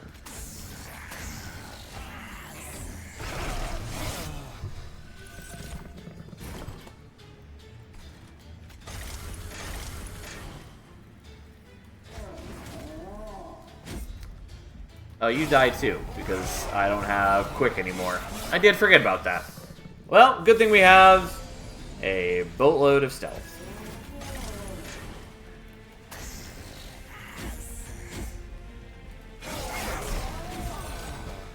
You goddamn weight of contritions. At least our units don't cost anything. That's always nice.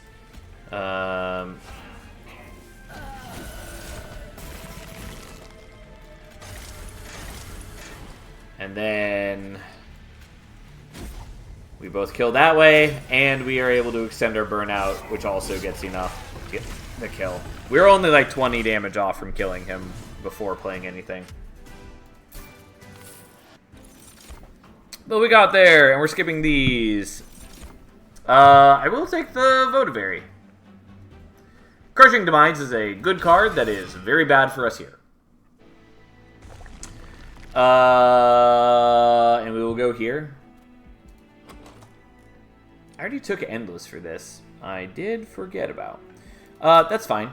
Yeah, we don't need to go here. I will go here.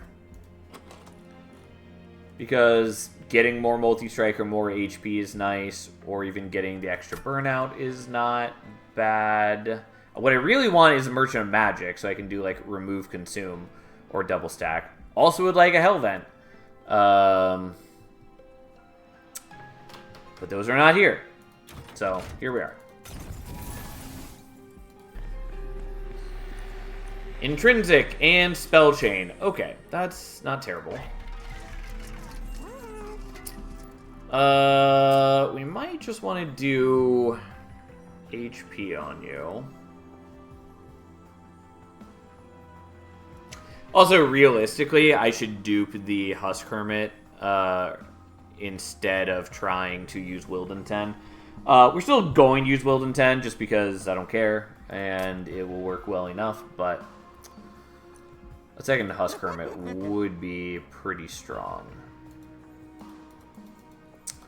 Alright, I'm willing to be a little greedy.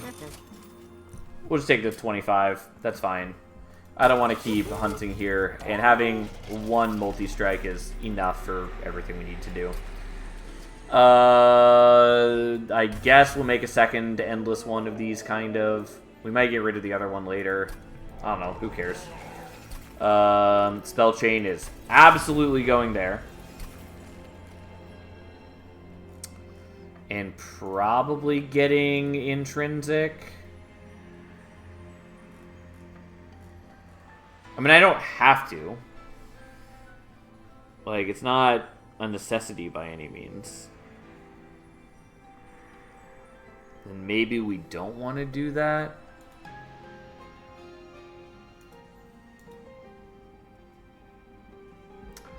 I mean, I kind of want to do it just for the shards, but realistically, we don't need it. I'll just skip it. And we're going to get rid of the focus growth. Just because it's unlikely that we play it. I mean, maybe I should have kept it. We have the Purifying Cleanse, though, for a bit of healing as well. Crystal Cloak is sort of a concern, but we should kind of be able to get by.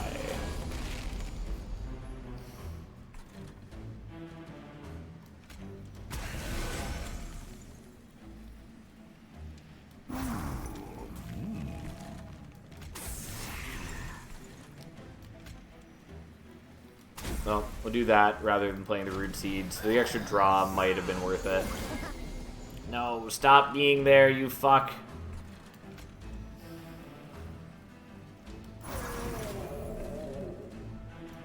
Alright, you can die. I'll hold on to the Train Steward for later.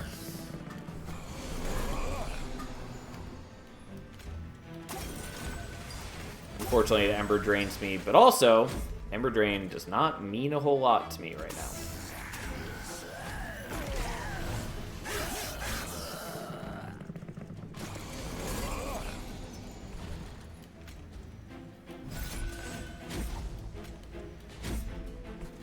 Okay, so, what we're going to do, so we're going to Votavary and start putting down some Train Stewards, so that they can start stacking some stealth. So I can use them to burn off Crystal Cloak's stealth. And they don't interfere with my playing, because they don't kill anything, basically. I could put it down here, but it doesn't really matter. I mean, I guess I can do that. Although I should have put it behind the drag, and I spaced out. Here's what we're gonna do. We're gonna kill it. Although I thought for some reason that it was going to draw back itself. It did not. That's fine. Whatever. We get rid of another Train Steward we can't make use of. It's okay. It wouldn't have died if I had played it on the middle floor, so it would have been a bit of a waste regardless. So...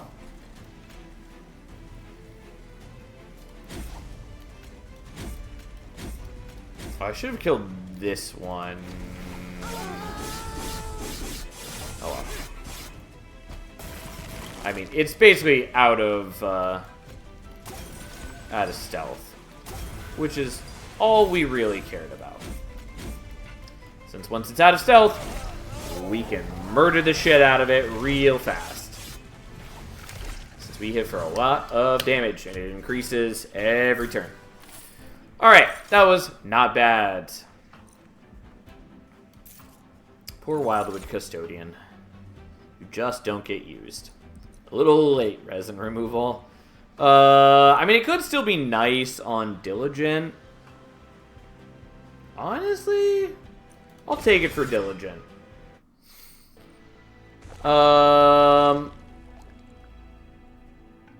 And I think we're going for the Merchant of Magic here, though it would be nice to do the Hellvent.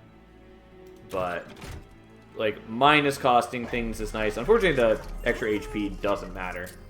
The Holdover is good, and is probably going on the Purifying Cleanse. Doesn't totally matter to be Holdovered, though. But... still gonna do it, I guess.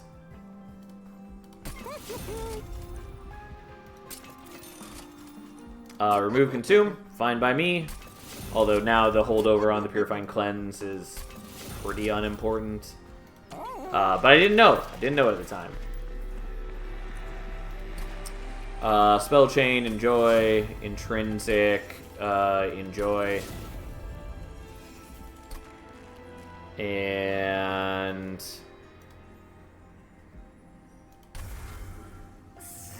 We will use you to give Burnout 1 to my endless Molten Encasement.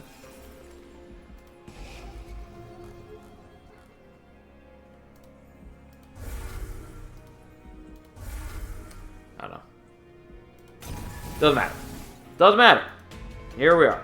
We're just trying to thin the deck a little bit because our deck is still reasonably thick, and I already have essentially everything I need. Alright, let us... You will take a lot of damage, but you should be fine. You do not have any statuses. So, there we go.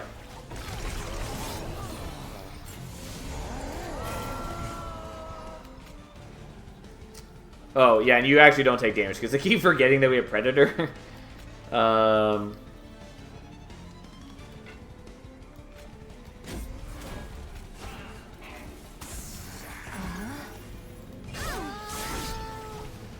could have played it down here, but it wasn't going to get killed, and since our other one does have Burnout, I figured it would be better to leave space for it. I could have killed it with the Razor Sharp, but I wasn't sure when I was going to draw the Razor Sharp. We did draw it right now, but still, we didn't know at the time. You can go there and be killed, make space for us. We should have absolutely no problem murdering Fel. You have just enough strength to kill that. We're just trying to get our deck thinner and thinner. We have a lot of spaces filled by just worthless units.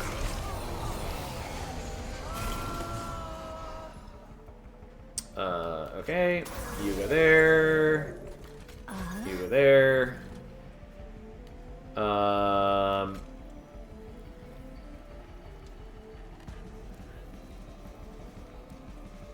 Yeah, it's only going to give 8.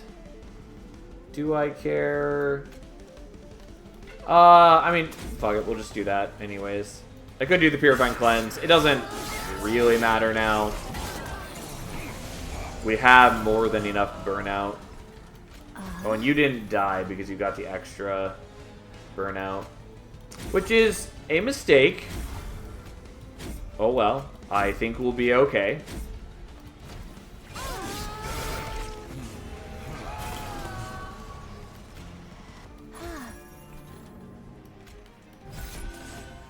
Oh, okay, let's kill you so that you come back with Endless. Unfortunately, the resin removal doesn't matter for me most of the time. It's just nice to have occasionally. Anyways, unsurprisingly, Fel is real fucking dead. Which is why we set up on bottom floor, because there's no way in which she is a meaningful challenge for us. Oh, I missed what time it is. Give me 1 second to send some messages, and I'll be right back.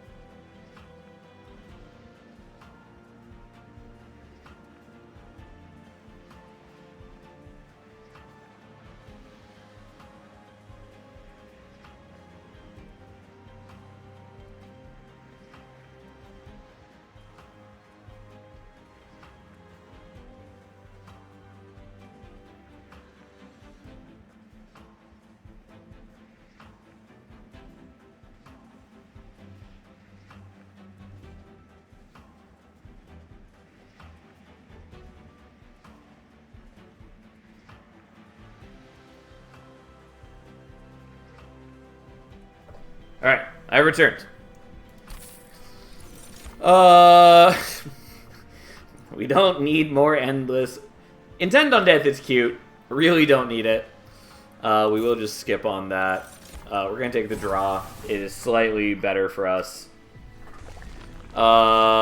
We don't need the Merchant of Steel, though it is kind of nice to get it on, to get minus, or burnout 1 on the Votivary.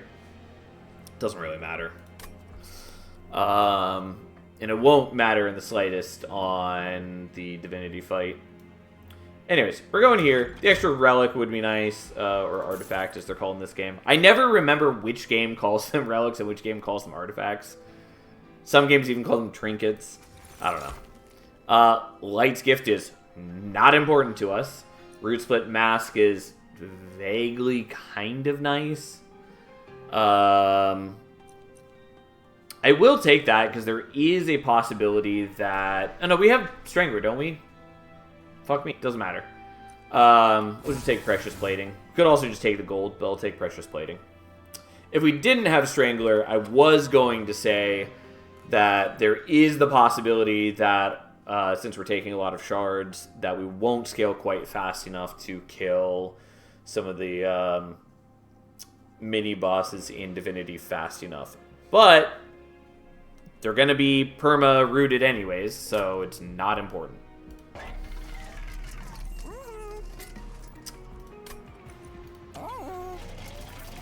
We're going to take Predator 2 because we don't need the extra HP from Strangler, and this just makes him scale better with the Paraffin Enforcer, because we give him Burnout on the first turn with the Wax and Spike, and so then every hit that the Husk Hermit does, it buffs both of them, so having an extra hit is just better. We're going to upgrade a unit. And we're going to get Melee Weakness 1. It's a little awkward, kind of. No, it's not. I was going to say because we kill things faster, maybe, and so we will get less hits with the Paraffin Enforcer buff on. That's not true, though, because he only applies the Melee Weakness on the first hit anyways, so it's going to take the same amount of hits to kill things, basically, but ensures that we're never leaking, and we kill bosses much faster.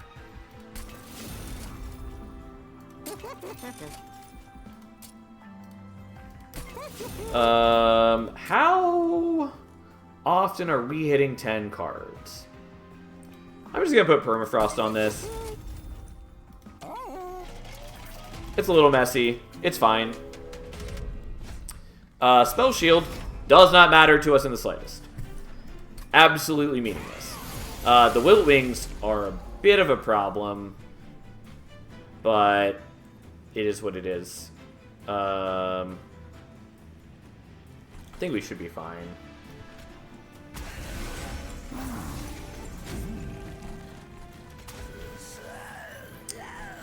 I would appreciate it if the Collector cooperated for once instead of always being on mid-floor, but nope.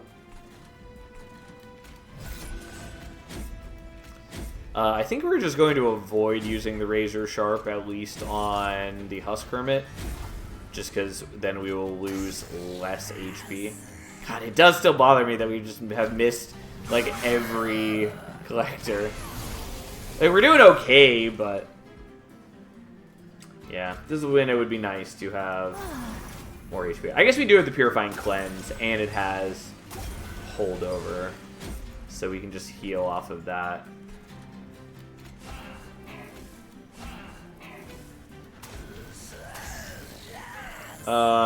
Fuck it, fine. You can kill that too.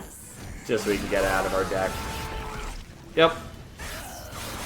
Like, our damage output should not be a concern. Especially since we started with an extra 36 damage, or 36 attack on both of our units. And they just scale up every turn.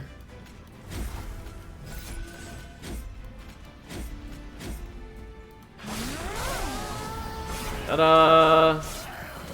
Yeah, and I am glad that we still have the Purifying Cleanse. I did kind of forget about Wilt Wings, even though I normally try to keep them in mind. But definitely helpful here.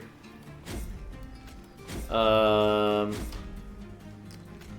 I was going to say I just messed up by giving him more burnout with the Wax and Spike. Not true, because he's dying to the Wilt Wings. Not to the burnout anyways. he doesn't even have burnout, so... Oh. Didn't even have the right thing in mind anyways.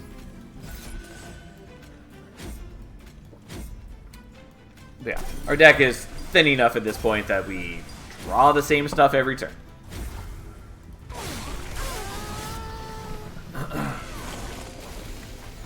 Okay. Enjoy. And we keep just topping up his health. And we're finally at the point where we're no longer taking Wiltwing damage. We will get rid of your rage just for kicks, but we don't need to do it yet.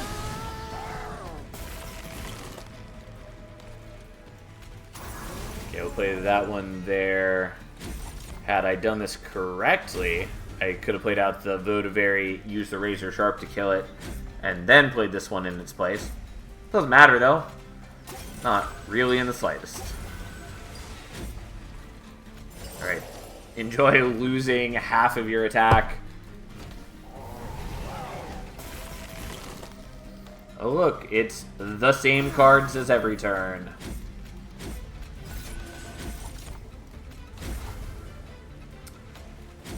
Okay, and slightly higher attack.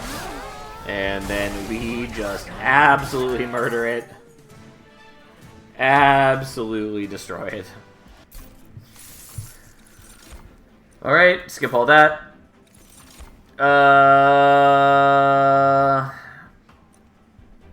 Yeah. I'll take another one just for kicks.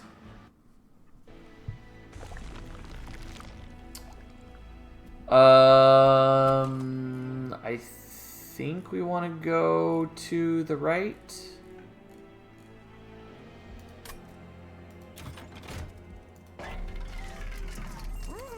Worn Grindstone is fine, not particularly impressive.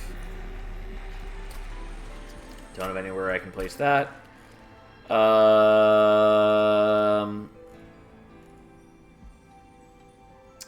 gonna do this on the Root Seeds. Probably just so I can take more shards, but...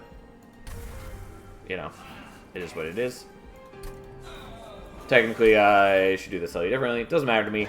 There is more multi-strike.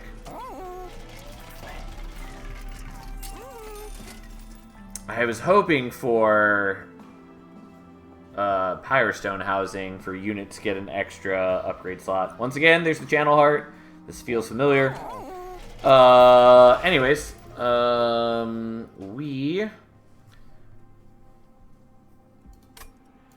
are going to re-roll this, and we didn't see Burnout, which is the only one I wanted.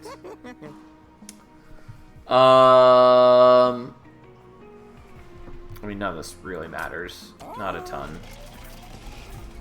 So, let's get rid of some things.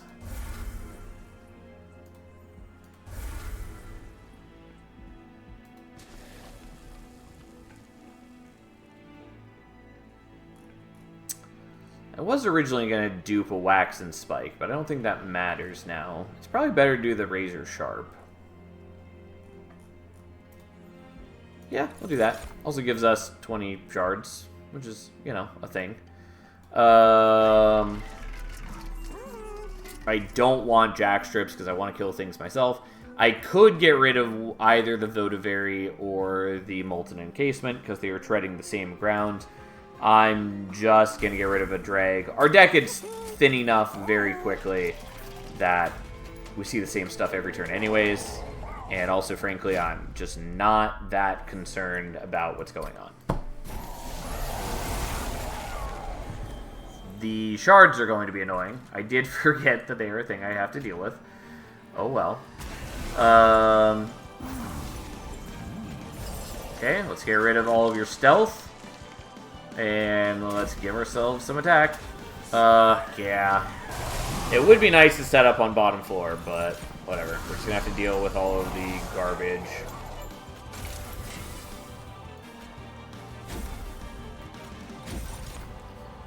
Now, I kind of want to leave that unplayed, but...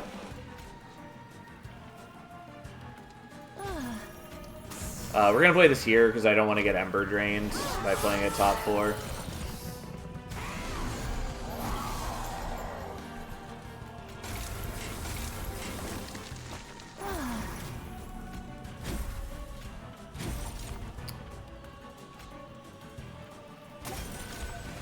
Oh, yeah, and I can't play that. Oh, well, that's fine. We should draw the other one in just a moment. Forgot that you weren't gonna get killed. Oh, well. That was a mistake. But, luckily, one that doesn't matter.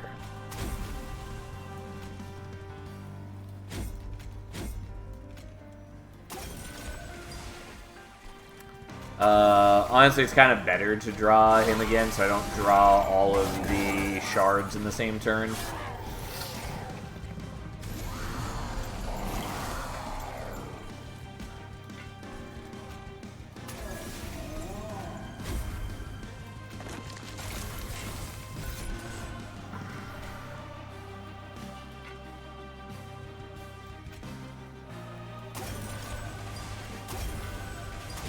That gives no extra damage. I'm not too worried about it. I do actually kill you. Well, I should have played that in different order. Not that it really matters again, but it does deprive me of some slight amount of power.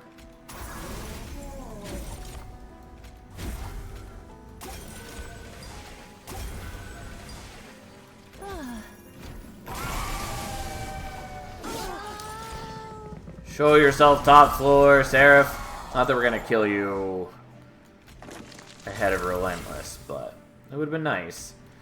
Okay. Like, we do a lot of damage, we just don't do enough damage.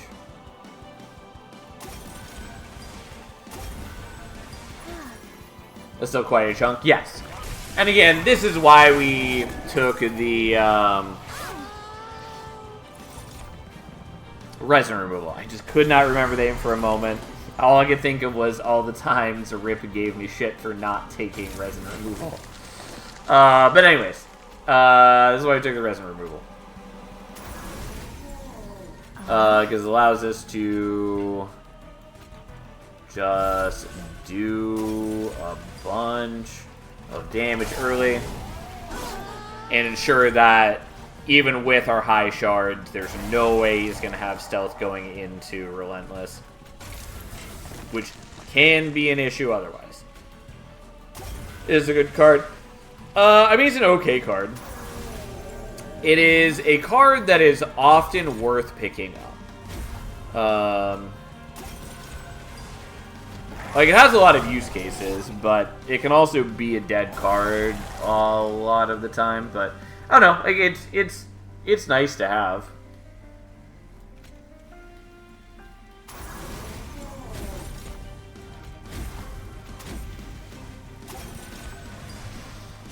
Alright, look at us go, hitting for big, hefty chunks. It has its uses, namely Crystal Cloak. I mean, Crystal Cloak is one of the big ones, but even outside of that, using it on Diligent like this is very nice. Using it on the some of the waves in Divinity can be nice. Like if you have a setup that ends up generating damage shields on the first wave, that can be annoying. It can be nice to get rid of the spikes because that can be a problem for certain setups. Getting rid of the spell shields is okay, but not that impactful. Also, earlier in the run, the haste dudes, when enhanced, have a damage shield, which really fucking sucks, especially because they also do, I think, 10 damage. And so if you let them get to your pyre, they just do 10 to 20 damage on their own. And it's hard to prevent them from skipping mid-floor, which can be a problem, especially in the early turns if your scaling is not good. Anyways, there are uses for it.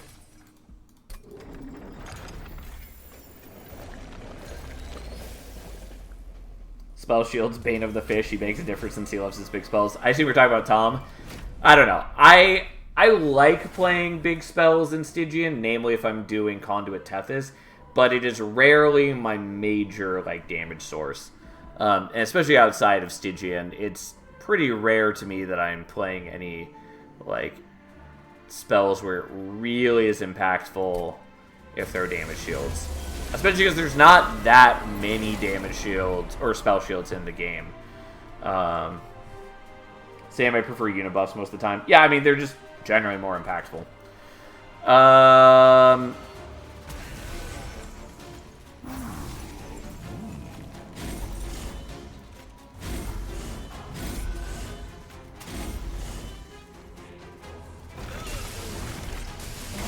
Okay, we just need to draw into not that.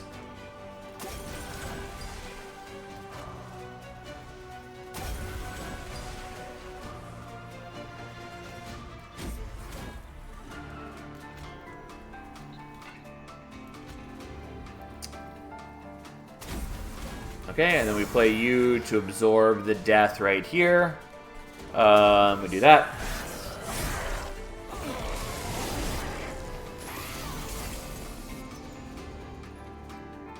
Okay. Doesn't super matter what we do here.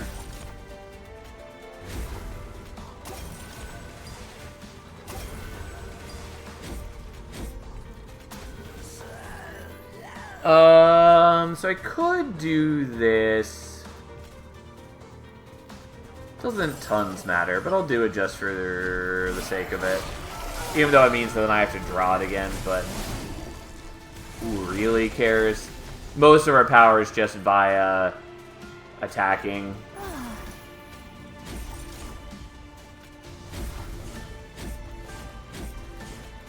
And our deck is, again, already pretty thin. I am not particularly worried about the situation. But yeah, especially with the melee weakness, like, there's no chance that those dudes survive. And even if they did, they'd be rooted.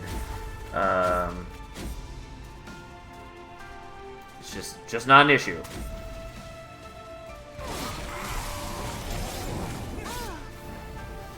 Oh hey, I did forget that there are the stealth guys, which would have been a time to use the resin removal, but it also doesn't fucking matter, because we were about to just kill Divinity right here and now.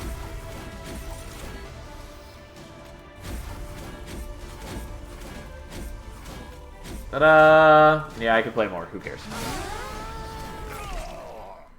Ta-da! Look at us go! Easy.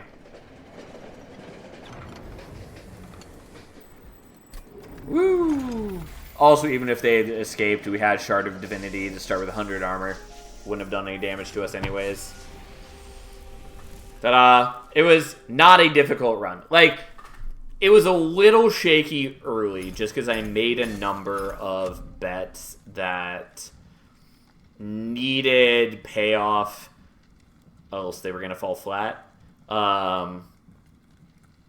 But like getting the wax and spike in particular really tied things together. Because without that, we were in much shakier ground. We probably could have made it work. But getting that, especially with the intrinsic, just made everything work way better. And the Legion was a nice like backup for the rings before that. Gonna do more? Yeah, we're gonna go till about 2:30, maybe a bit longer. But yeah, so another run or two, maybe 3 if I'm feeling crazy. But I do have things I gotta do tomorrow, so I'm not gonna stream crazy late. I'm so glad we're not on the same clan combo, and especially that it's neither of the same clans. Unfortunately, it is Stygian Umbra, specifically Soulguard and Umbra, which is not my favorite pairing. I mean, I like Stygian, and I like Umbra a lot more than a lot of people do. But Soulguard is a bit awkward with Umbra. I mean, he can work fine. It's just that, like, specifically Cold Channel is absolutely terrible with Umbra. Because you don't trigger Revenge through damage shields. And that is basically your only defense for Soul Guard in this clan. This combo is pretty anti-synergistic. I mean, it's okay as long as we're not doing, like, Cold Channel. Because there are a number of, like, free spells and, like, good spells in Umbra. Like, the Ember Drain package works pretty well with Stygian units. Things like the Mind Collapse work. And, again, are pretty solid. It's just, specifically, there are some issues. No, I don't think we want to abandon Antumbra. It's fine early, but I don't think we want it. We're just going to take Vapor Funnel, especially because it makes some of the early rings much freer. We are definitely taking Wing Steel, as much as I like Sinner Salve. Wing Steel is the way of the future. Unsurprisingly, here we are. We're going to take Titan Channel because Cold Channel is just bad. Specifically in this combo. Cold Channel is overall pretty medium of the pack as far as champion paths go. Namely, it has very strong potential output. It's just that it's pretty shaky in a fair number of clan combos. And absolutely terrible in some others. But as long as you have anything to support it, it's great. Because it provides all the wave clear you need, kills bosses, allows you to scale offense with defense, which turns out is pretty strong. And there's a reason every game should be wary of that. Like, it's definitely a thing that Dimensionals has a problem with.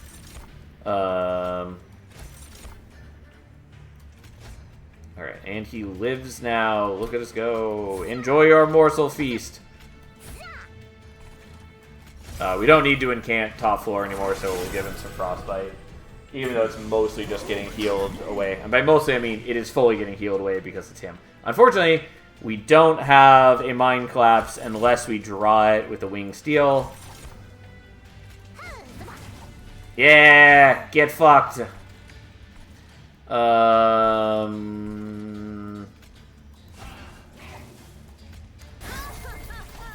For once, we actually get to take our collectors. We are going to leak, though, which is annoying. Because I just am not going to do quite enough damage. I might be able to silence him, though.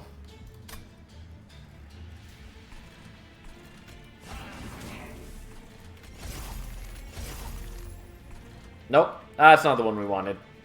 Well, goodbye. Unfortunately, I'm giving you a damage shield, but it is going to get knocked off by the frostbite. Doesn't really matter. Yeah, a little late on Named Tome. A little late.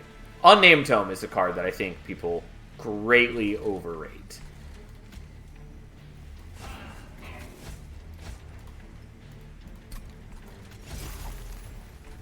Fine, whatever.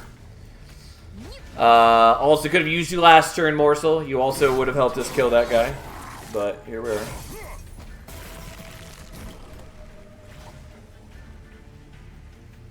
I just found the boss at the end of the kidnapping storyline, and damn, that thing is ugly. What are we talking about?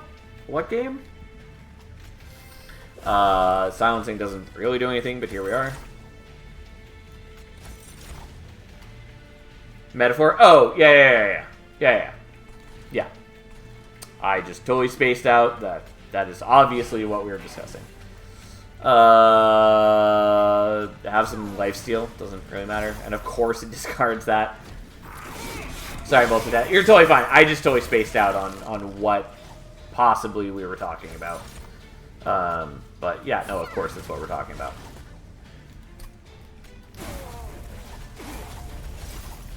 Yeah, anyways, we easily murder him. But yes, that thing is both physically ugly and can be difficult to fight. Especially if you're playing on hard mode. Hard mode is fun, though. I think it's a good difficulty for that game. Well, I might take the Crypt Builder. Titan Suit is okay. It is nice that it's a sweep spell. I think I'm on normal. I mean, normal's fine, especially if you're not used to, like, Shin Megami Tensei mechanics, is what I'm trying to say. Namely, the, like, press turn advantage system. On hard mode, enemies get one more turn icon per turn and then have higher stats too, I believe. But having an extra turn every round it's painful. And if you ever get ambushed by enemies, they will ruin your day. But yeah. I think we're taking the Crypt Builder. Flash Freeze is good. We already have some targeted damage with the Mind Collapse. I don't think long term we totally need the Flash Freeze, but it is nice for taking out priority targets. The Crypt Builder is nice, especially if we get discard more effectively set up. But even at the moment, we've got 2 offering tokens, and we've got the Foregone Power, so we're probably going to start getting rid of some of those. I don't know. We'll take it. Immortal Trade is okay with Titan Channel. Cave-In is always interesting, but generally bad. There are some cool things you can do with it.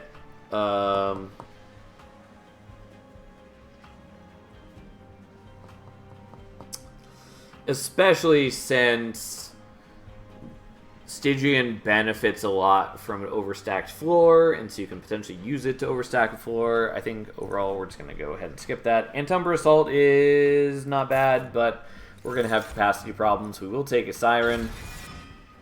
Gold Kylie is not bad too, but Siren's what we're taking. And we're going to... There's not a lot that I really want to Merchant of Magic right now. Minus costing some things is fine. Getting holdover for an offering token would be nice. I don't think it's like an insane card to do that with all the time, but here it would be pretty decent, especially if we're trying to use the Crypt Builder. Quick and Incant Armor. Spell Chain and Intrinsic. Okay.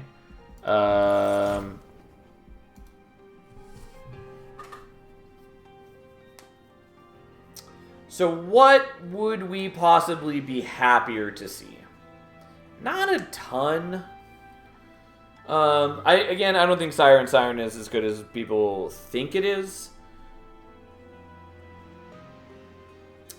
Especially because those are often the people who... Whatever. It's okay. It's not bad. It does increase our scaling. I'm a little wary of committing to it right now because wave clears are concern, and maybe it would be nicer to transition to using the sweep unit, but I think we'll just take this. Kind of the only thing I'd be happier with at the moment would be, why am I blanking? Lodestone Totem. I actually also would maybe take a, whatever the Frostbite Totem is called that I'm totally blanking on its name. But,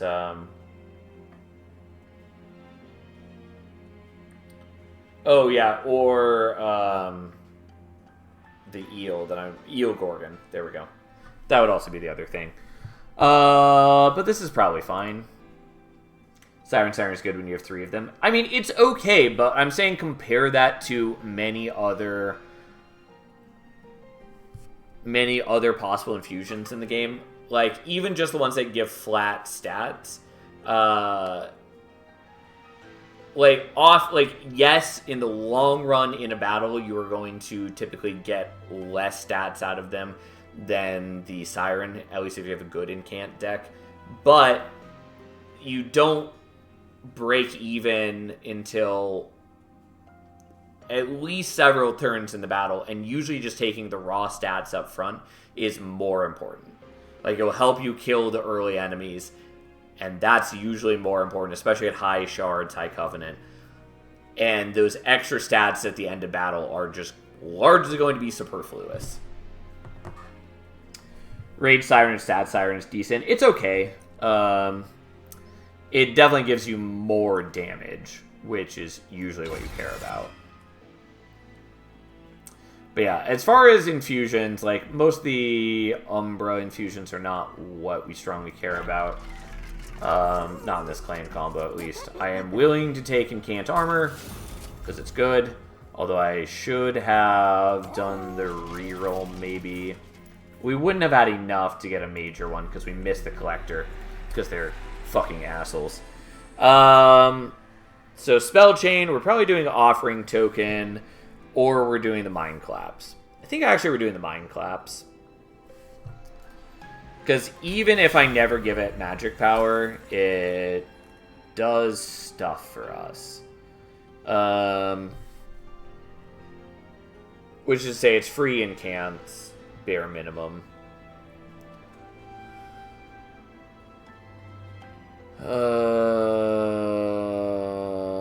Do I care about intrinsicing the Unnamed Tome? Not really. It's fine. It's pretty underwhelming. On the other hand, it is also a free play on turn 1. I think, realistically, I should just skip it and not take the shards. And we definitely are going to fuse these in the right order. Anyways, there we go. Let's not take the shards. We don't have to take every shard that we see. I know it's what we typically do, but, you know, we don't have to. Spikes is fine.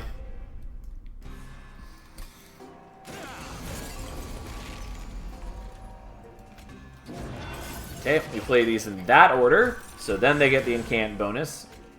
I would rather have that one,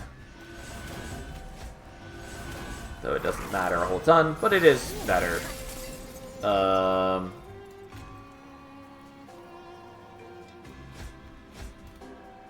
Perfect.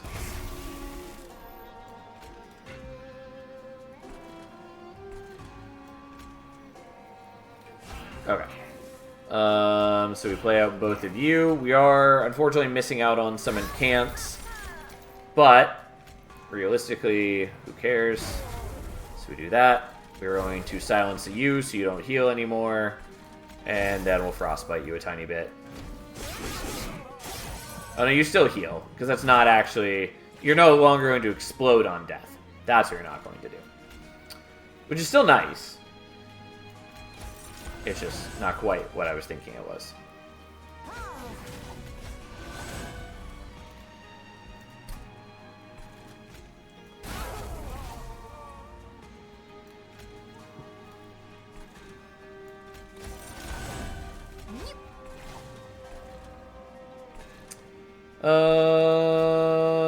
Yeah, who cares? We have enough damage to kill this guy already. It's not like any of that really matters. We'll just take the extra incant. You are probably going to die no matter what I do with you. Can't play that out. May as well put you down here. You do slightly more work for us this way. Oh, and we don't kill you. But, yeah, we are going to take the damage from the spikes, but we don't take the on-death explosion because we silenced you.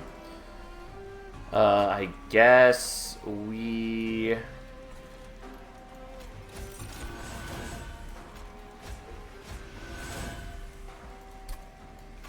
We're going to do that, which is pretty cute. We're just going to... I was going to hard cast it. But I think we're actually going to do that. Okay. Sure. Good enough. Technically, should have done the incant top floor. It doesn't really matter. None of it matters. Not in the slightest. Ta-da. He does all of 4 damage to us because we got lifesteal. Yada, yada, yada. He's a dead man. Alright, we did take Tiny bit of pyre damage, not a big deal.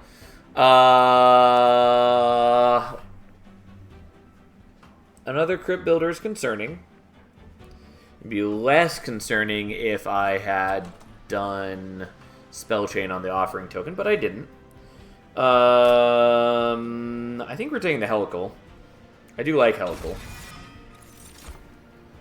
I will take a space prism. Sadly, did not have that at the time that we were offered intrinsic. We'll go here.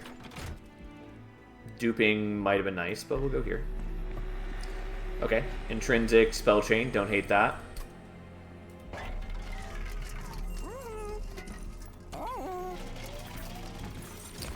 Nope. Morsel Maker's a fine infusion, but not one that we need right here. Yeah, I don't want to fuck around with Nexus Spike because it gets weird. We're just going to do this, and we're going to purge a Shade Splitter. I know other people would prioritize the Foregone Power, and honestly I should probably be drafting more spells so I can replace my shitty spells with them. But here we are.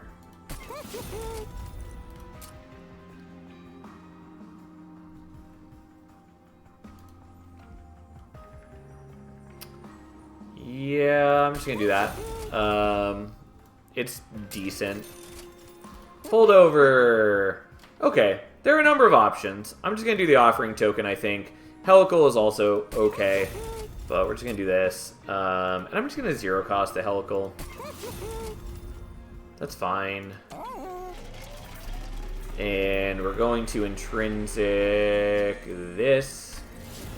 And we're going to spell chain. Thought the Nameless Guard infusion may be better long run, but that assumes you get multi-strike. For the extra armor.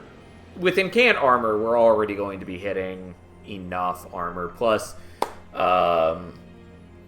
we're gaining 3 HP on every cast as well. And it's just, realistically, with a good Incant deck, it's not going to matter. And now that we have gotten the Space Prism, we also don't have to take capacity, so we can take double draw pretty easily. Like, Guard of the Unnamed is just not necessary. I'm paranoid sometimes about unit survival. I mean, I get that, but like realistically right here, it's just not going to matter. We'll do Spell Chain on this. It's fine. It's a little unnecessary, but we're going to do it. I'm not going to do that. I kind of want to do it, but it's a lot of shards to take for a not great situation. The explosives exploding twice is real bad. But, so be it.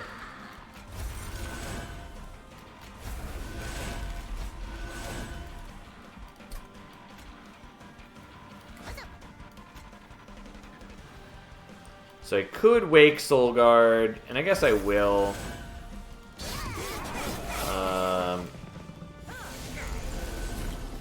Fucking bombs. But we can at least blow that up. We could also block with the Train Steward. I'm just going to kill one of those.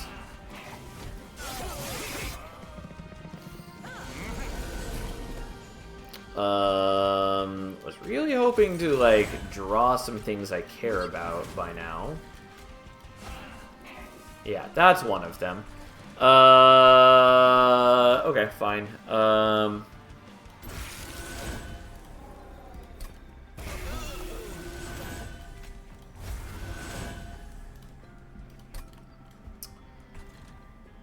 So I could use this on a bomb, which is probably the best option. I miss out on the Foregone Powers. That's okay. We get a damage shield, which is nice. And we are largely in good shape.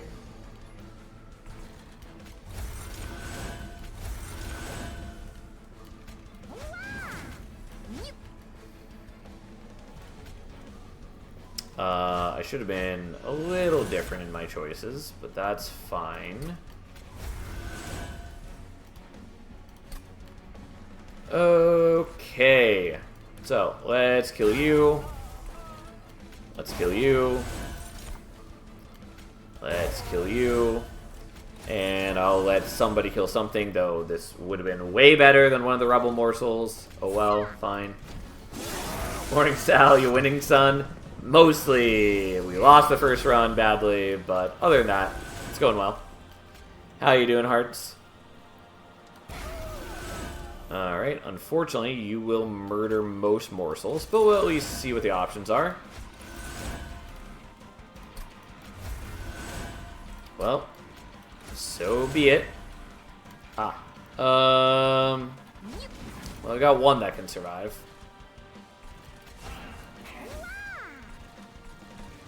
I will kill you, I guess.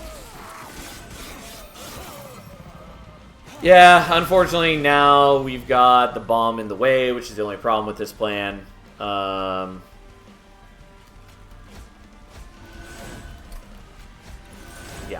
But that solves part of it. It solves it very clumsily, but it does solve it. Okay.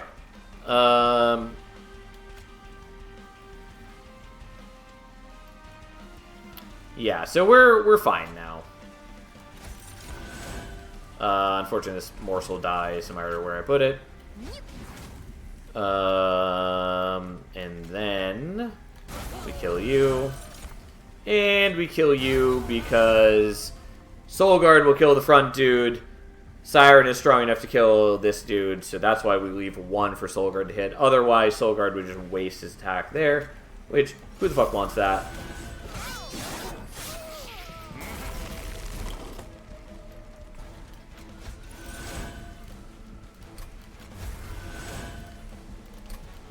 Give me something good. I was hoping for life steal or damage shield. Doesn't really matter either way. We are in fine shape. Again, like, this is why we don't need to worry about the Guard of the Unnamed. Like, even Siren Infusion, even this early in the game, we're still at 115 HP, 62 armor. We're more than fine.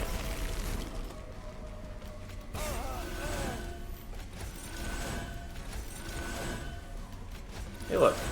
It's the Crypt Builder. Come to participate. And then we'll block, and then get some free extra incants. And Soul Guard even survives this time. Truly a man among men. Look at us go. Living the dream. Hearts of the Titan is, unfortunately, what we in the biz call a bad card. Shroud Mitosis is cute, but not good. We are going to take Deep Offering, even though it might get awkward. Nope. Yep. Alright. While I would love to check for an Eel Gorgon, and extra artifacts are nice, and removals are great, we are definitely going to look for Multi-Strike. Also, the gold is nice.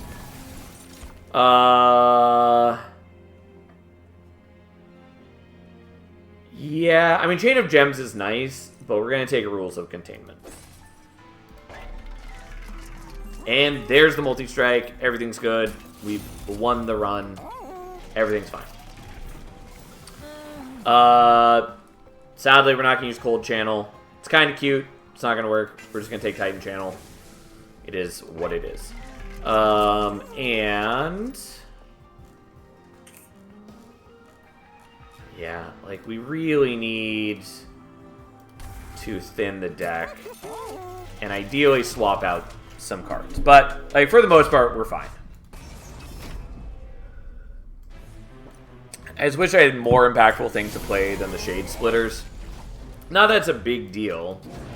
Because mostly with an incant deck like this, we don't particularly care what we're playing. We just want to play a lot of things.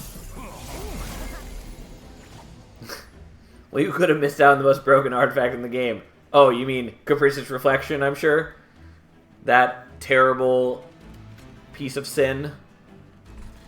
You do have a lot of life. Unfortunately, I can't do a whole ton about that.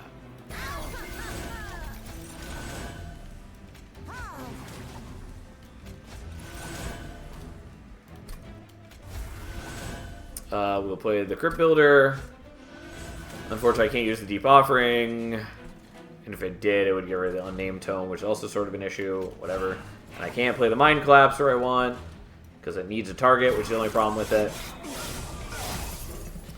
The Incant Godsend is what I was referring to, but hey, you love your reflections. Oh, fair point. Like, yeah, double Incant turns out real fucking good. Anyway, so there's that, and...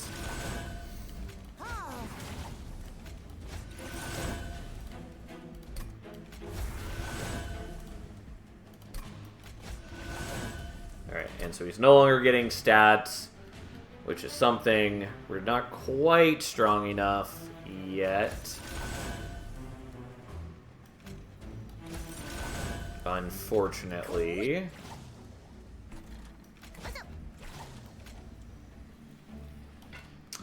So currently we have 162 health, and we're currently doing 140.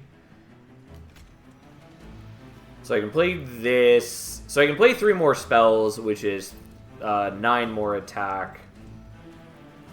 You have Funnel, you don't need to worry. Yes, I did totally forget about that, because Vapor Funnel has just not mattered the entire rest of the run. But fair call out. Nonetheless, yeah, if that's the case, I mean, whatever, we're doing this. It's fine. We kill them all anyways.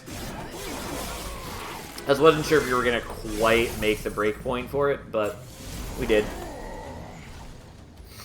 Alright, take some damage, make some morsels. I guess with him, we're more willing to do that.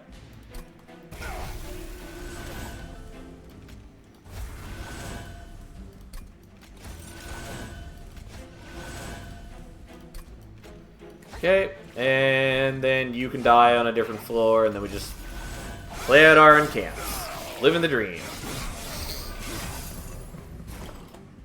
Yeah, unfortunately with them having armor, like the rules of containment don't do a whole lot, but not a big deal.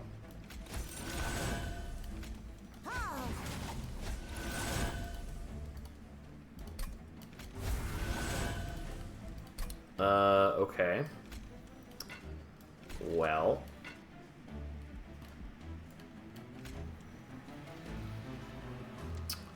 Yeah, there's no way we get you quite low enough. But I can do this, which is a little awkward, but it then allows me to do Deep Offering, which means then I can get a couple more incants, which is not quite enough, but we are in range where Vapor Funnel is fine. Specifically, it got down to 1. I knew it was very close, but here we are. Unfortunately, we are in the boss that gets way scarier the higher up we go. But, hey, here we are.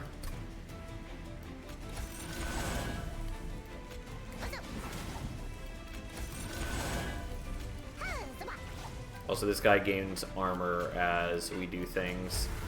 But who cares? And this actually works out better because we take less damage from these guys, since the strongest one is blocked by the morsels.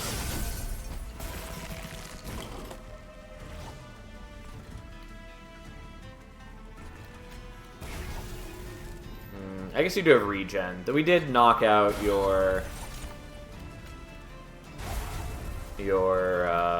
armor at least. And I probably could have played that slightly better. Oh well, here we are.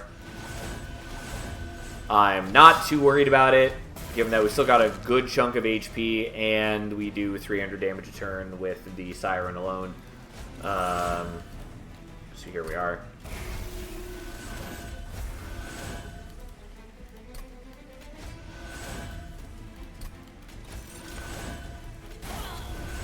Again, not that I actually need to play these out. I play them out because I choose to, but not because I need to. Regardless, there we go. He gets crushed. He is one of the scarier bosses. Like, He can absolutely obliterate you. But nonetheless, we're fine. None of these are good. We don't need another unnamed tome. We don't even need the one that we have. Urchin Spines is generally pretty bad. Like, it's okay. It's fine as incant fodder. And if you're doing a spell damage heavy deck, like, that can be okay. But it's not good. And Cuddle Hex is actively generally terrible. Grovel's not bad. We are going to take the Ember Cache, though. And if we ever get afraid that Soul Guard's going to die, we can just start putting the Sirens in front. We also might get away to, like, Daze later on. I kind of want to do the Merchant of Trinkets. I badly want to minus cost some things, though.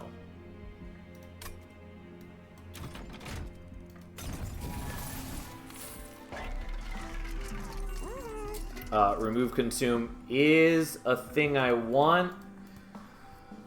Though where do we want it? We probably want it on the Ember Cache. I do like it on Deep Offering as well, though. Because just getting to draw an extra 5 cards on an Incant deck turns out quite good. But the Ember Cache is nice. Again, with an Incant deck, turns out pretty solid.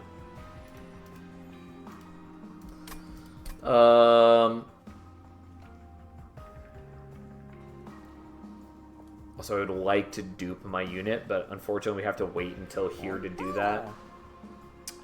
Alright, regardless, we're gonna do this. And we're gonna -1 this. It would be nicer to have -2. Doesn't matter. Permafrost. Technically nice with the Crypt Builder. Not really important.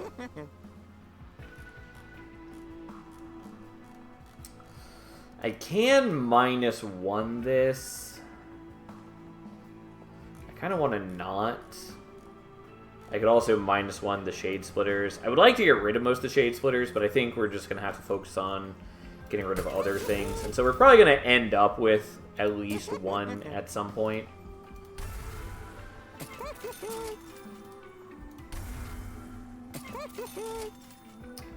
Like, it doesn't matter too much having them. It's fine. Here we are. Yep. I don't really mind the spikes. It does ruin morsels, some of them at least. Who cares? Alright, we play you so we can dodge the Ember Drain. Oh man, it's the Crystal Cloak. We might want Siren up front now. I think we do. I mean, I realistically, I don't think it matters.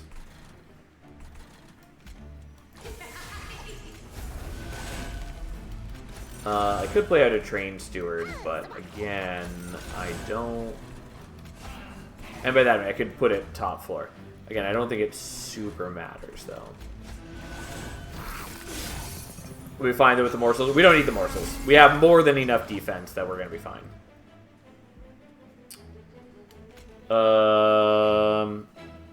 Fuck.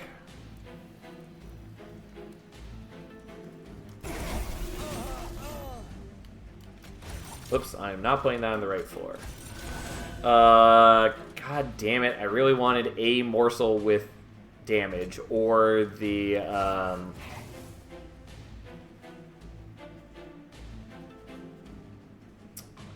well, specifically, I wanted the Mind Collapse is what I wanted.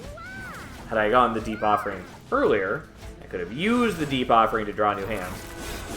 He wanted a morsel attack bar. It actually didn't work quite the way I thought, because I forgot that this guy was just going to kill the Train Steward before he got to attack. Regardless, doesn't matter. Point is, I wanted things I didn't have. It made me cry. We had to live in a realm of suffering. There's the Mind Collapse. Oh well. We live a sinful existence. Okay,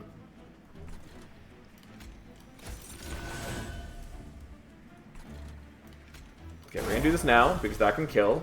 And that's what we want. Give me more sweet things. Let's get you dead. play you out, and let's get you dead. Yes, it makes these guys stronger. Yes, I could unname tome them. Probably should unname tome them. Doesn't matter. Here we are.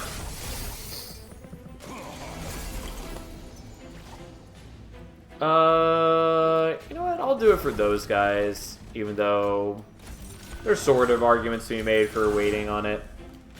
I mean, that sweet, sweet excavated ember. The dream of our future. This is why Spell Chain can be nice on that. So we can get past both of our dead weights if we draw them.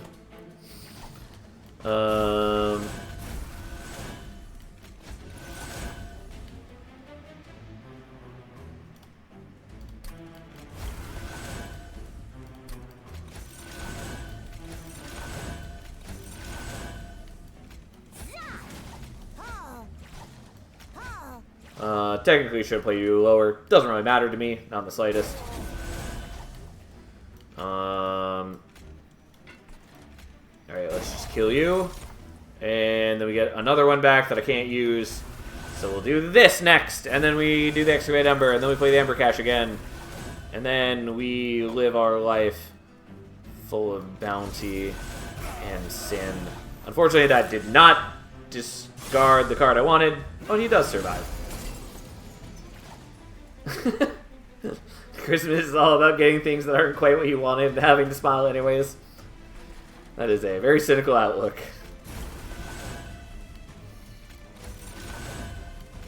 Only vaguely related, but for those of you who don't already know, the greatest Christmas movie of all time is The Muppet Christmas Carol. And if you haven't seen it, you should watch it.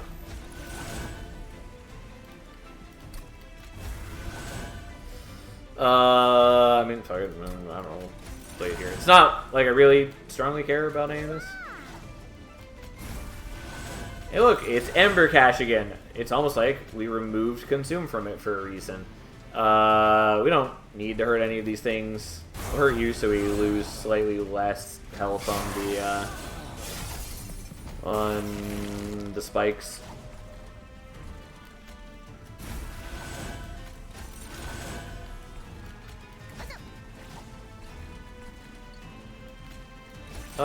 Fuck it. We'll do this, waste some cans here. Again, I'm not really worried about it. Like, we have more than enough survival power. Like, it's just not a big concern.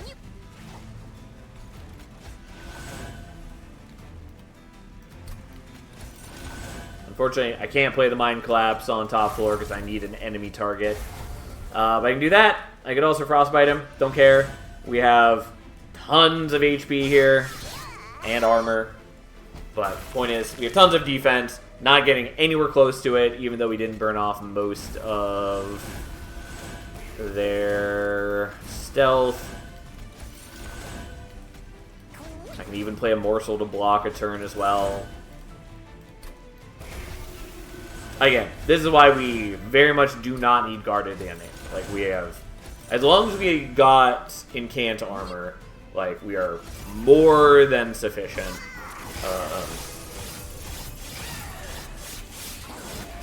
The biggest thing for us was just getting multi-strike so we had better wave clear. I want, like, Forgotten Name, but it's just not a good artifact.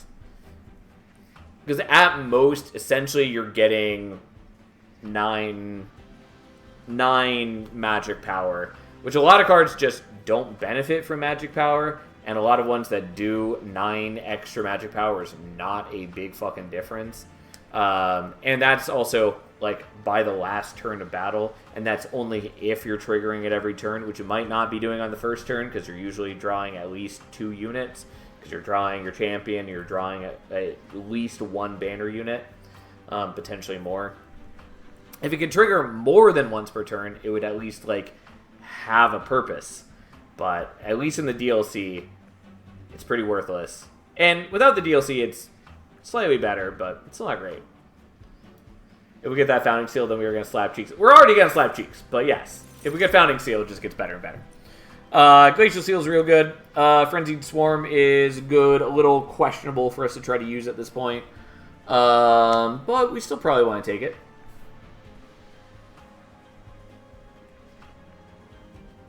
The Ice Storm is sort of nice, though, but like we are going into a temple. If we got things for it, that would be nice. Oh, no. I think we still just take Frenzied Swarm. Though it does make a number of things slightly worse. Slightly.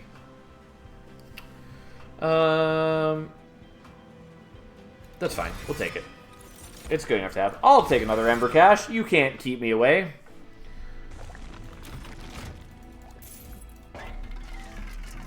I don't really want double stack. Spell Chain's fine. What I wanted was -2. I'll just do this, even though it's a little questionable, but it's just incants, and who doesn't want incants?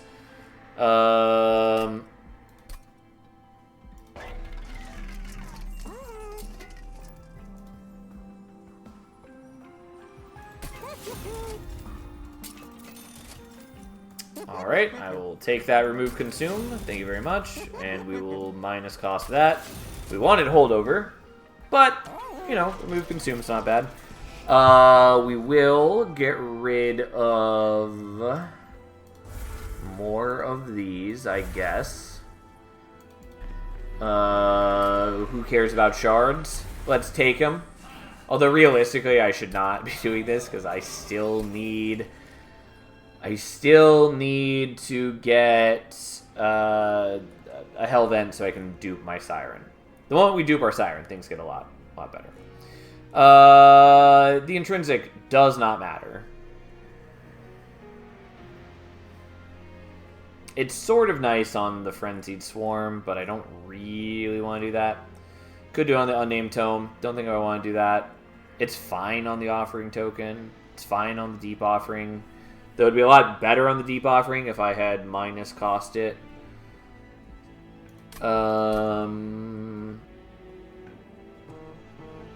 Yeah, let's just leave it. Actually...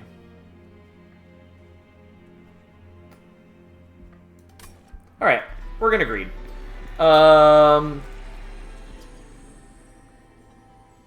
Is that true? Am I really willing to do that? Yeah, fuck it. We're doing it. It's not perfect. It's probably wasted shards. So be it. Here we are. Unfortunately, we're up against Incant. The Incant shard, which is the only one that would have been bad for us. It's not going to matter. I'm sorry, we're doing this in a slightly different order because I need to play Soul Guard first. I have a tendency to play front-to-back units, even though you can place them anywhere on the floor. But we need to play him first so we avoid the Ember Drain.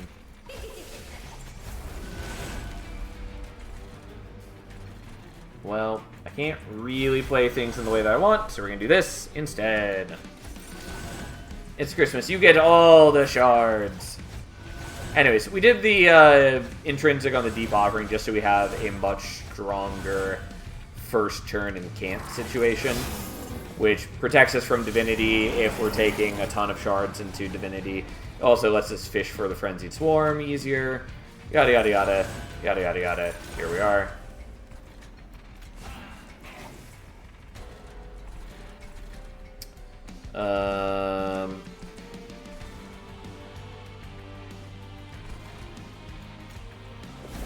Who cares? Enjoy your silence. We're just doing that so we can get more incanting. Do you use any mods? I do not! I tend not to be big into mod content. I just don't particularly like a lot of mods in really any game. I get why other people do, mind you. Like, I'm not saying they're terrible, but it's just not usually my thing. Oh, I accidentally did that one too many times. Oh, but here we go. is the problem of having too many offering tokens. Anyways, now we can kill you. Although I should have played this one first. Doesn't really matter.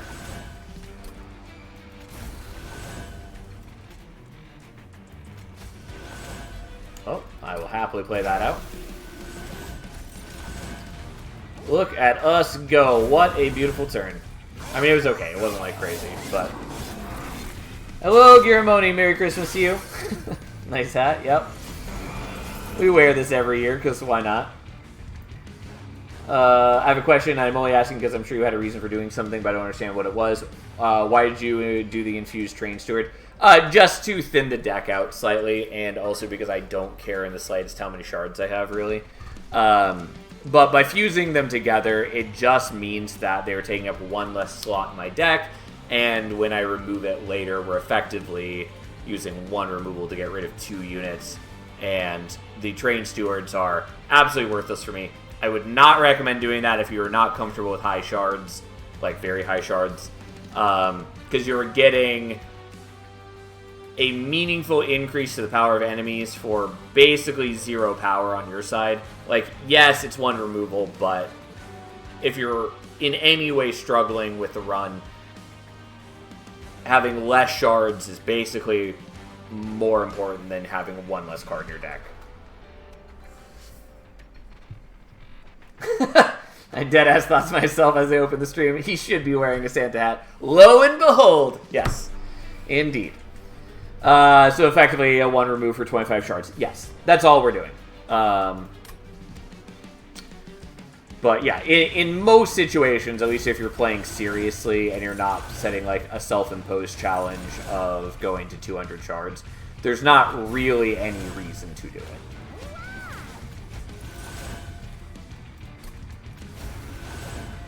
Again, it makes your deck slightly stronger, but realistically, it's usually not worth what you're sacrificing for it.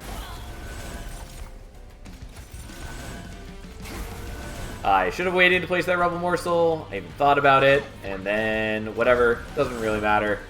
We're going to be plenty strong enough by the end of this. And especially after this fight, we will be able to get a second Siren, which is what we have desired in our Heart of Hearts beyond all else. I do really like having 2 of the Ember Caches, by the way. Brings me great joy.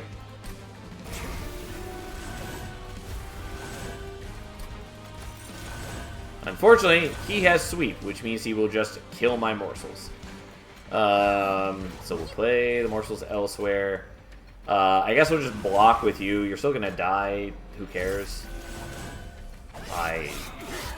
Just getting you out of the way.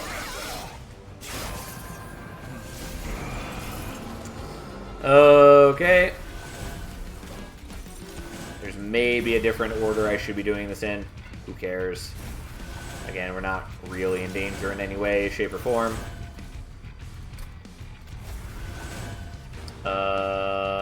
Fuck it. I don't like discarding the morsels because then they just roll around my deck. Yeah, I definitely did this in not the right order. That's for sure. Oh, well.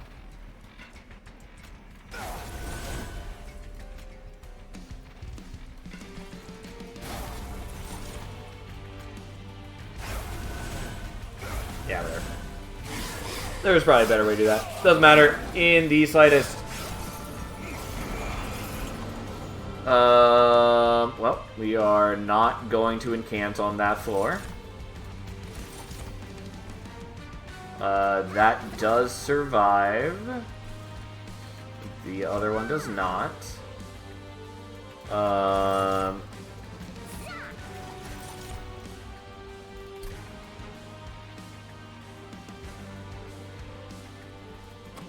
Yeah, it's just a bunch of X-Fade Embers. We're not going to do that. I could daze these guys. It's not worth it. I guess we'll daze that. It doesn't really matter. It wouldn't have been the worst to have incanted up there. I just really didn't want to. And I would rather just save the Excavated Embers. Not that it's particularly helpful to do so. Merry Christmas to my streak too. Fair enough.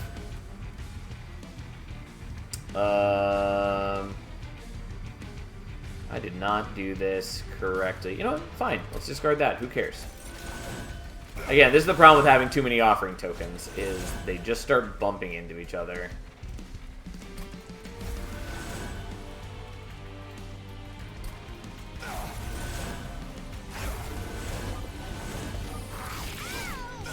Oh, boy.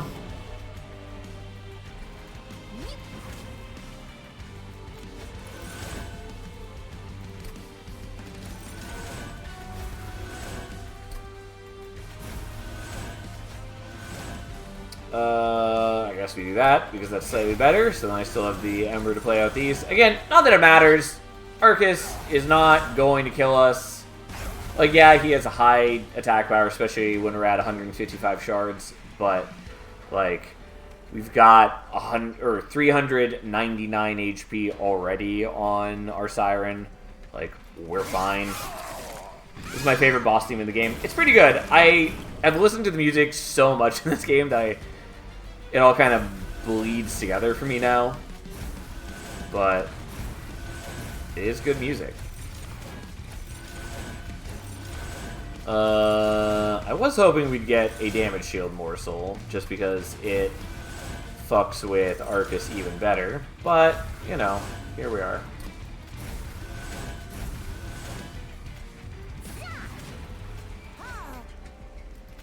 Alright, and then he blocks it, and then he blocks it, and it doesn't matter.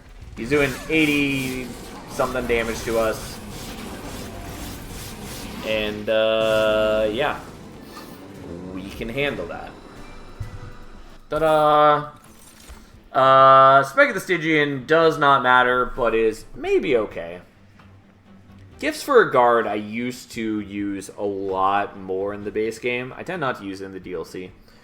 Shroud Mitosis is largely worthless for us, especially in a moment when I start actually filling up my capacity, so we won't have space to play with the morsels. I know Rising Dusk really likes Spike of the Stygian. I tend to rate it pretty low. It's definitely not as bad as Hellhorn Spike, which is far and away the worst spike in the game. It's just really fucking bad. There's almost no reason to ever take it. I know some people disagree with me. I'm willing to go on the record saying they're wrong. Sap is really good. It is, but again, at this point, defense is not our greatest concern. And the sap is only good if we can put a meaningful amount of sap on things. And we sort of can with the Excavated Embers, but if we're playing it on the first cycle through our deck, oftentimes we'd only be playing it at like 2 Ember, which is just 2 sap, and 10 Frostbite, which is just not a lot. It just doesn't really matter. Like, there are ways for that to change between now and then, but realistically, it's just not going to make a big impact to us. Rip my 100 streak because I chose to rest for one day. I was wondering. I knew well, I thought there was a couple of you who did not chat yesterday. And so I was wondering if anybody had lost their streak or if you just were lurking and I didn't see you. Oh yeah, don't get me wrong, if I was playing, I would pass on all these. Yeah, I mean, like, there's an argument to be made for Spike as Stygian. Don't think it matters. I didn't chat yesterday, but I was just lurking.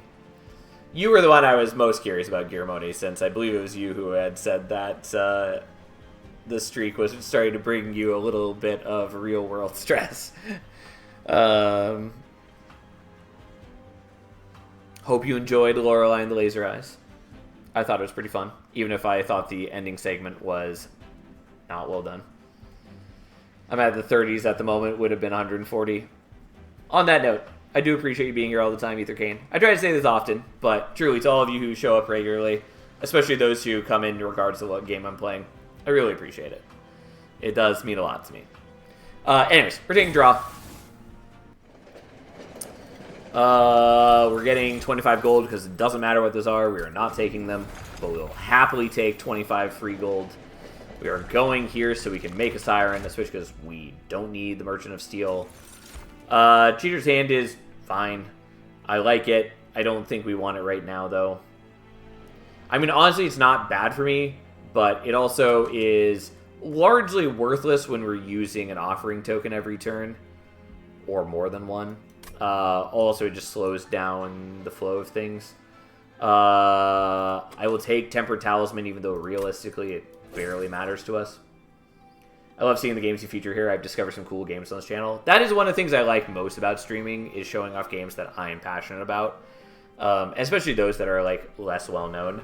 I wish I had a greater audience so I could have a greater impact on those games. But I still think it's really cool being able to show off games that I'm really excited about and passionate about, and show them off to people who can appreciate them too. Also, I came here looking for a stream to fall asleep to. Yeah, I know, strange me, and I found cool people. I mean, yeah, that's what a lot of people do. But I'm glad you enjoy your time here.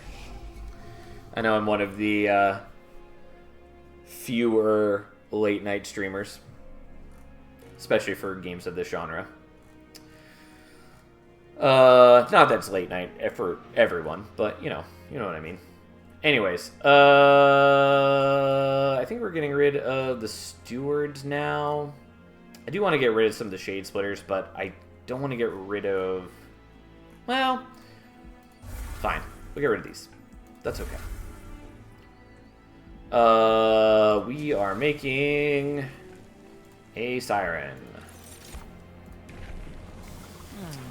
We are doing Titan Channel 3. Cold Channel's cool. Not applicable here. This is what we're doing.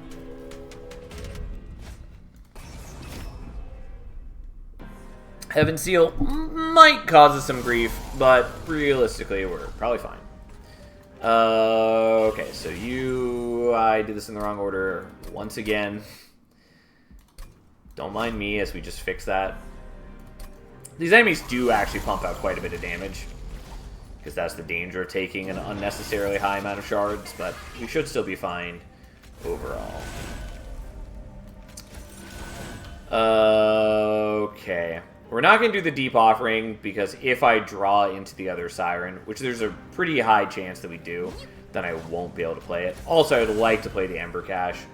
And I may as well hurt one of these guys so that they are potentially in range of the other Mind Collapse.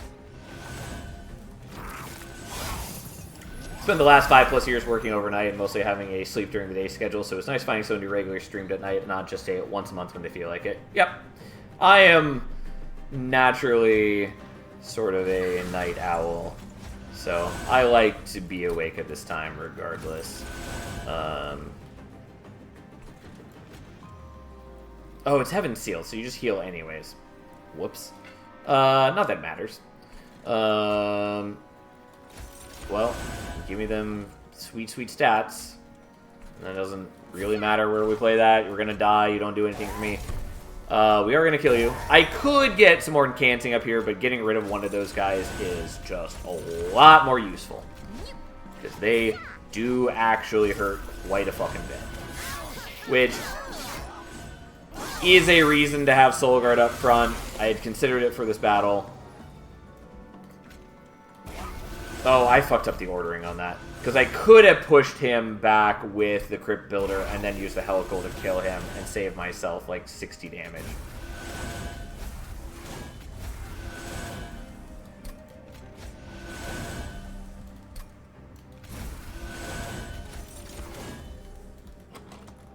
Okay, the Mind Collapses are in here.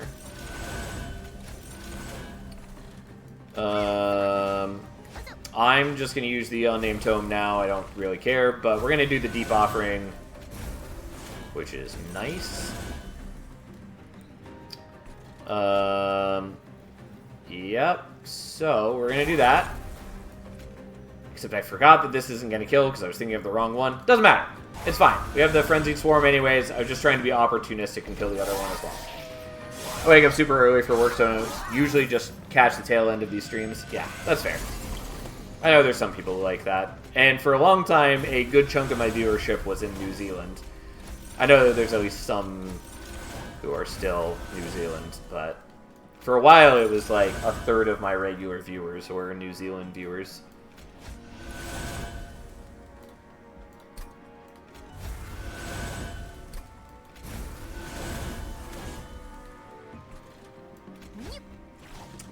Okay.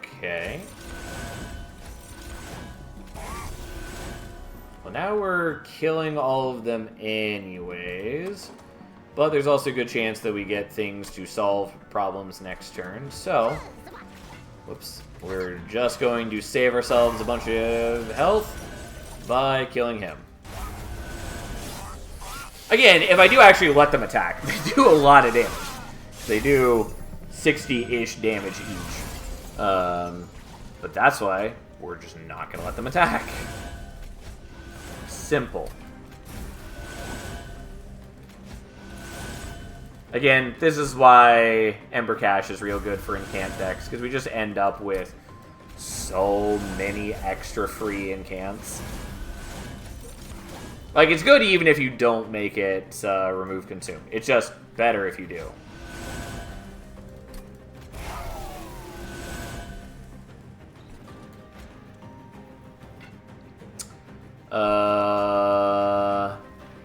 And we don't really need to kill you. I think what we're going to do is we're going to kill targets on other floors, just so we take a little less damage. We are missing out on some incants. Not a big deal. We're totally fine. Okay. Again, this is also why we clicked on Heaven's Seal without a moment's concern. I mean, I basically always take the 400 gold trial no matter what.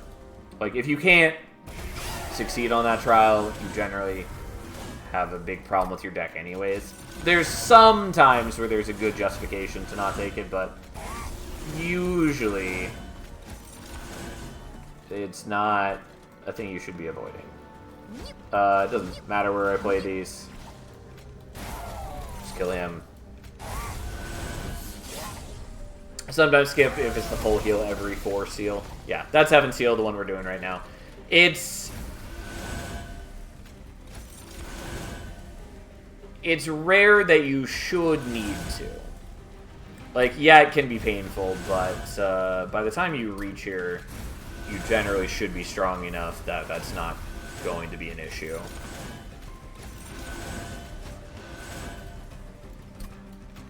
Oops. I don't care. They can get stronger. Who gives a shit? I'm just going to kill them anyways. And then he's just going to trample all over them in one fell swoop. Yep. But sad for him, nothing matters.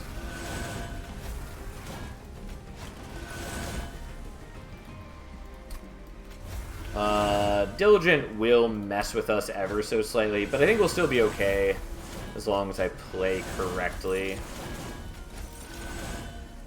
Diligent definitely was among the worst options for us. Like, Chased would have done not a lot to us. Chased would have come with the Pyre Wings, which would have done Ember Drain, but that would not have mattered too much to us. Patient would have done a lot of damage, but I probably could have managed it no problem, kind of. And, like, we also have the Unnamed Tome if we really needed it. Though, again, I think people greatly overstate how important it is against Patient. People act like you can't play an Incant deck against Patient without it, and that's just blatantly false. It just does not matter that much. And then Temperate, who cares? Who cares in the slightest? Temperate is just not a big deal. Ember Cache counters Diligent, yes, to a degree. That is part of why we have it. Also, it's just good for Incant decks. Guardian Stone is cute, does not matter. Ancient Synergy is cute, but not really important here. I might take it anyways. I think I will. We are skipping these, especially because Ember Forge is one of the worst cards in the game. It's so bad. It has no meaningful niche to fulfill. But yeah, Ember Cache is good against Diligent. It can be a little awkward.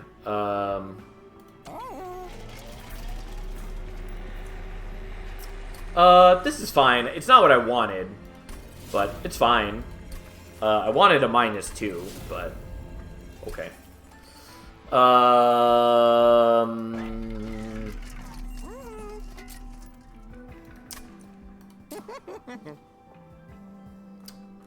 Okay.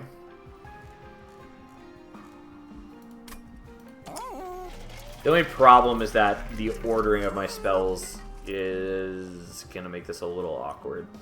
We could take Hell's Banners. It fills the meme niche, I guess. It doesn't. It doesn't even fill that. It doesn't do anything interesting or meaningful. Like, there are other things that fulfill the meme niche, like doing triple Glareminder infused with Glareminder when we could have just done a stronger deck and winning with, you know, just tons of Reap. Or trying to win with the Reap from the on-hit of Kinhost Vessel. Anyways, point is, there are actual meme things to do. But it's just a terrible card. It just doesn't do anything meaningful, doesn't do anything interesting. It's too high in capacity to be good. The extra Ember it adds is basically never useful. If it at least bypassed Ember Drain, then it would have a niche. But it doesn't. It's also not a banner unit, so you can't rely on it in any way. Anyways, Hell's Banners is sort of interesting into Diligent.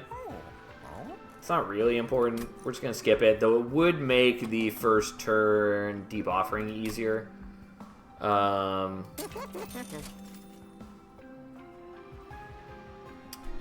I want Mind Jacks? I think I don't. But there's a maybe. Tethys' Scales is also okay. It's fine. I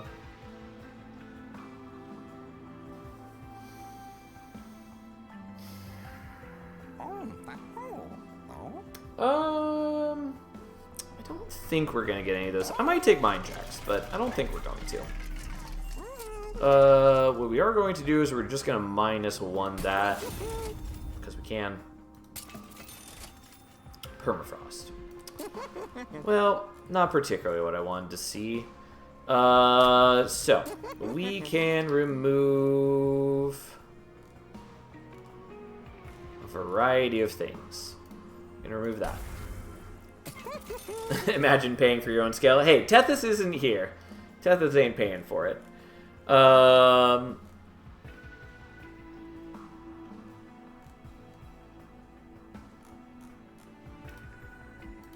Guess we'll get rid of that. And I guess then we make that one free. Because we can't afford another removal. Couldn't have afforded any of these at this point. I believe I already did this. Yep. And then we're just going to make another Ember Cache. We could have make other things. Fuck it. We're doing this. Alright. Diligent it is. Only 210 shards. Think we should be okay.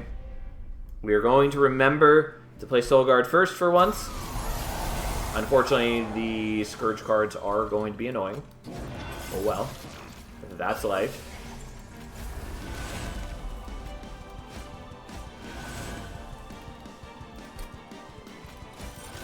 Alright, and then we're going to Deep Offering, and thankfully we did not draw into the,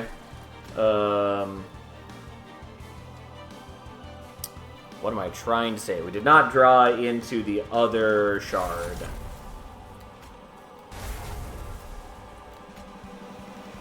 Yeah, it's not ideal, but we are going to do that so he doesn't generate a Scourge for us. 210 shards and dip in the kiddie pool.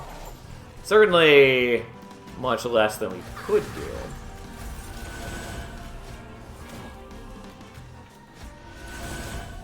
Don't mind me as we just discard that. With Grace and a Plum. Sadly, the Frostbite goes low enough that that's not going to kill. But we can play this on the correct floor. And then kill that. And then not kill you, because this is the wrong one. But I can kill you. And I may as well, because I can't do anything else. And then we do have to put up with a Scourge card, and we are Ember Drained, and so be it. It's not that bad for us. Alright, we're willing to get rid of this offering token. Sadly, didn't get the Excavated Ember first. It would have been better.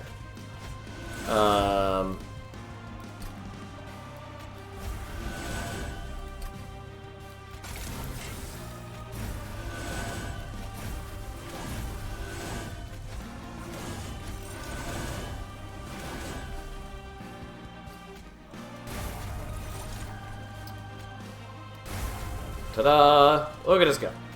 Truly living the dream. Oof, missed the offering and cans. Or slipping Jank Master. Yeah, I did mess that up slightly. Not a big deal. Not a big deal.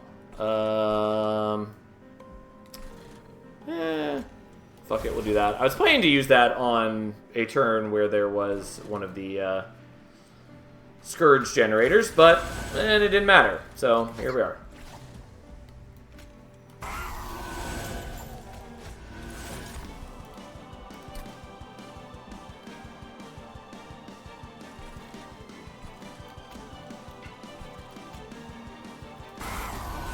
Well, we'll just go ahead and kill those guys so that we can do a bit more damage on Diligent. Doesn't really matter.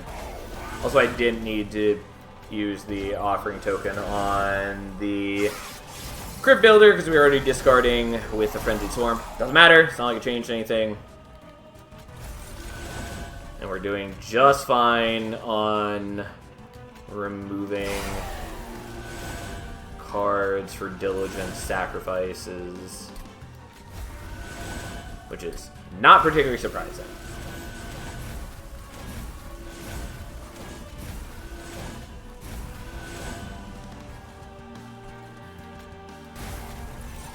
No Scourge cards. Scourge cards are the devil. We could have bet on the Foregone Power, not discarding the card we cared about, but we didn't. We didn't want to do that. And it wasn't worth it. Yes, give me all those sweet, sweet Ember caches.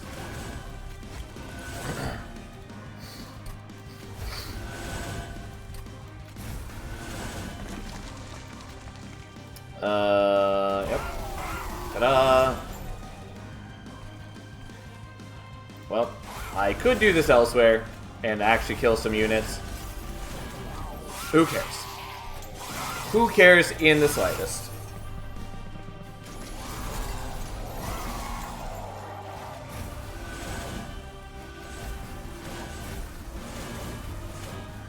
Yes, look at all those beautiful free incants. Sadly, we can't hurt Diligent himself because he just is a jerk and has too much stealth. But hey. If Unnamed Tome removes stealth, that would make it a lot better. But that would also make it... Oh, I meant to kill you. Well, who fucking cares? Guess what? We're doing it there instead. Why make good plays when you can make mediocre plays? Yep, truly the case. So many Excavated Embers. I mean, even when I make mediocre plays, it just is not important for us.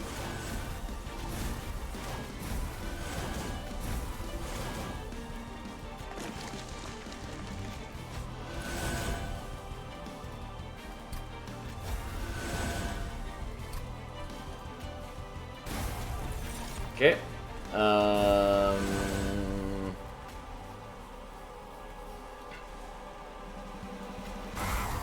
Yes, I'm still playing these in the wrong order. Also, I forgot to play the Ancient Synergy. Whatever. So be it. Choices were made. I got caught up doing other things. Lose some spell shields, my dude. Don't look upon my shame. All that for 66 damage. Yeah, like the damage output of the Mind Collapse plan. Not particularly great. Alright, fine. We'll let one of those get consumed finally. Though it does pain me.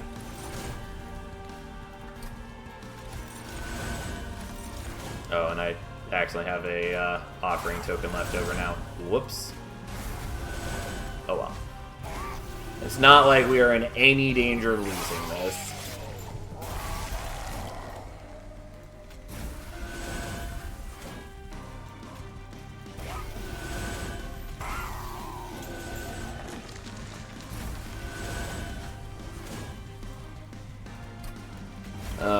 Okay. That looks familiar.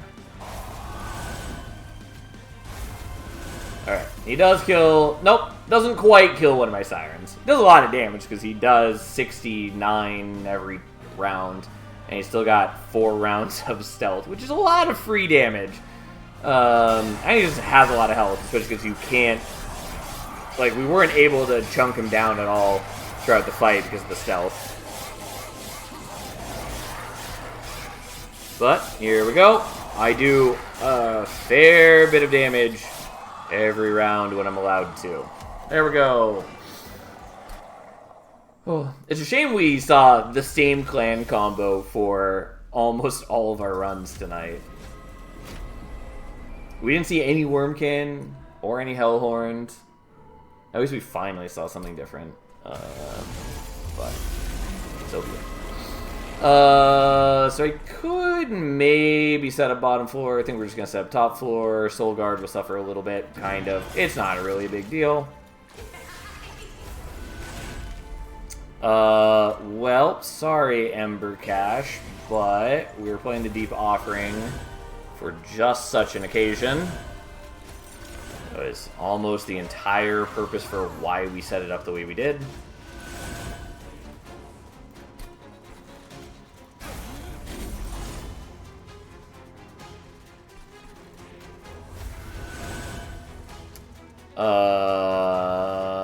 Well, I wasn't going to do this, but I will do it now, I guess. And just save myself, 19 damage on everyone. Which will add up over the course of the fight, but it just, realistically, not important.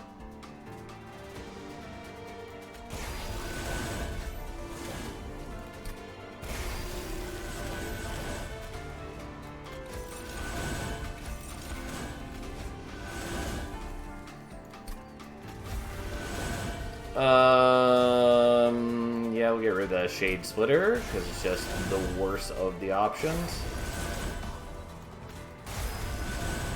And we'll save the Unnamed Tome for next turn, or... I actually probably should do it here, just because that's the only floor that might be a problem. Even then, I should be fine, but let's just make it easier by just cutting that out. Especially because these guys were just going to kill with the Ancient Synergy anyways.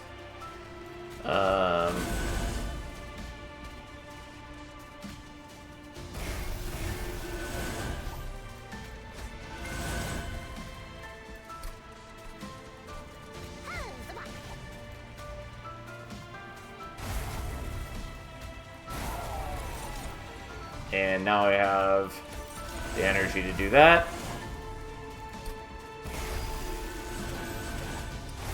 And we get some good, hot, sweet incanting done. And we take no damage. And they don't generate armor when things die, which is pretty nice. Oh no, this guy generates armor. Whatever shall I do?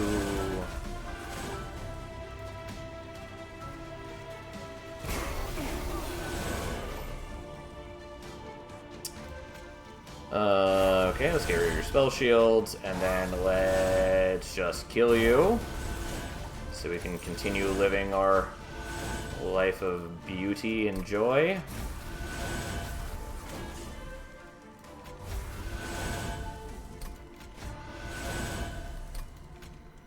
Well, we weren't going to get through his damage shield, so may as well just hit Divinity for a tiny bit. Again, it doesn't really super matter what spells we're casting, it just matters that we're casting a lot of them. When we get to play good spells as well, great, but it's not really our primary concern. Also, we already neutered these guys by disabling their harvest. Even with our harvest, we should have enough damage output for them, basically. I mean, it'd be a little awkward We're not quite super strong yet, but we're getting there.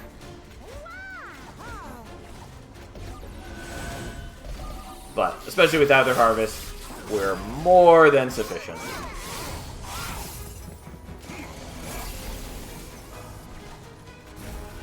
Oh no, we're making him stronger. How can we possibly deal with this mighty incanting?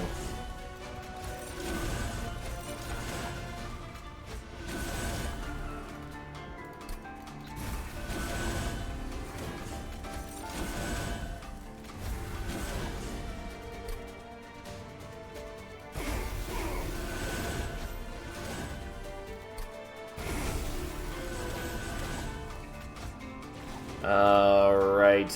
I'm not going to do the math to figure out if hurting him gets an extra hit in.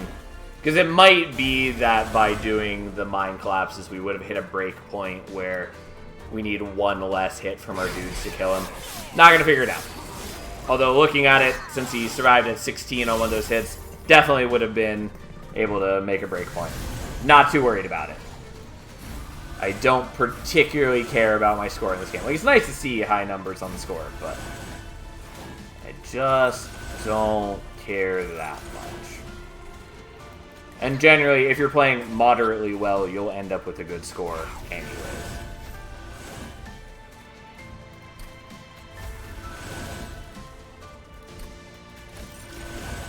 Like, as long as you are not taking damage, you'll be in good shape. But, like, there are some people who are obsessed with score, and so try to, like, set up on bottom floor every fight. But then they leak some of the early damage. And you are generally going to lose more score by leaking any damage than if you didn't leak any damage and gave up the early boss kill bonus. Anyways, rambling aside, point is, I don't care about score. I do enjoy how much we get to use our Ember Caches. Unfortunately, this gets blocked by the Spell Shield. Oh well. If I really wanted to, I could have knocked it off with the Spell, or with Mind Collapse. But so be it. Not quite enough to kill, but whatever. It was almost. And we're almost done. I mean, realistically, I could just click end turn repeatedly, and I think we'd have it. But where's the fun in that, I say?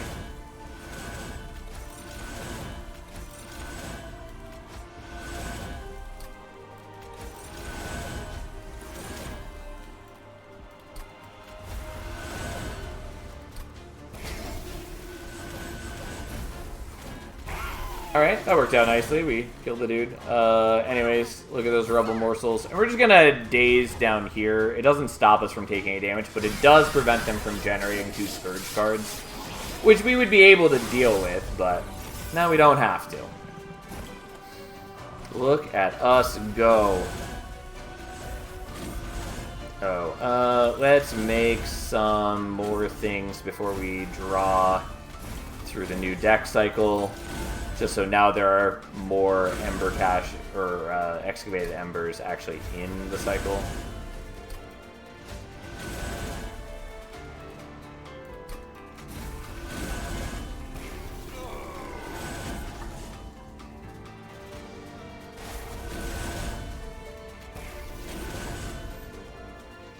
Well, we have just a casual 445 life, 64 armor, slightly less HP, 171 armor.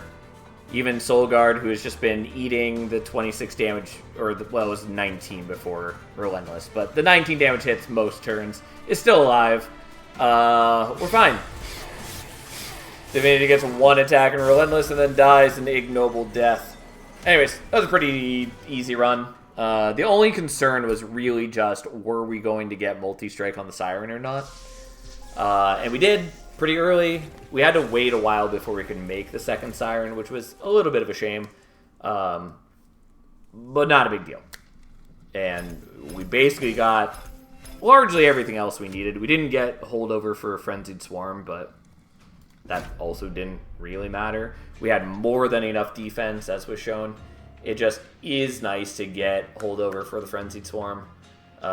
Even so, it just guarantees you're never taking combat damage, essentially. But, again, we had way more than enough defense, especially with all of our damaging spells, where we were able to kill a lot of things before they get attacked. But I also quite enjoyed the many remove, consume Ember caches. They just gave us a lot of free extra things. Would have been nice if we had more things to put all that like Ember into. And yes, I'm aware that I skipped on the Stygian spike, but oh well. Regardless, it is stopping time, and I am hungry and also need to be awake in the morning to do some stuff. So I'm going to stop there for the night. Regardless, hope you enjoyed Monster Train. I always enjoy playing it. I will be gone tomorrow unless I decide to stream. I don't know. I might. I'm not really doing anything tomorrow night, probably, so I might be on. Who knows? I don't know what game we're streaming on Thursday or possibly tomorrow. It might just be more Monster Train. I haven't played much in a while, and I always love Monster Train. I also kind of want to revisit some of the other deck builders that we haven't played in a while, like Beneath Oresa. I also kind of want to do more Cobalt Core since they had an update a while ago where they added some new enemies and a new boss. But, I don't know. We'll see. We'll see. Might even check out a new game, but I don't know what that would be. Regardless, Merry Christmas to those of you who care. Happy holidays to those of you who celebrate something else. Regardless, thanks for being here. Have a nice night. I will see you at some other day.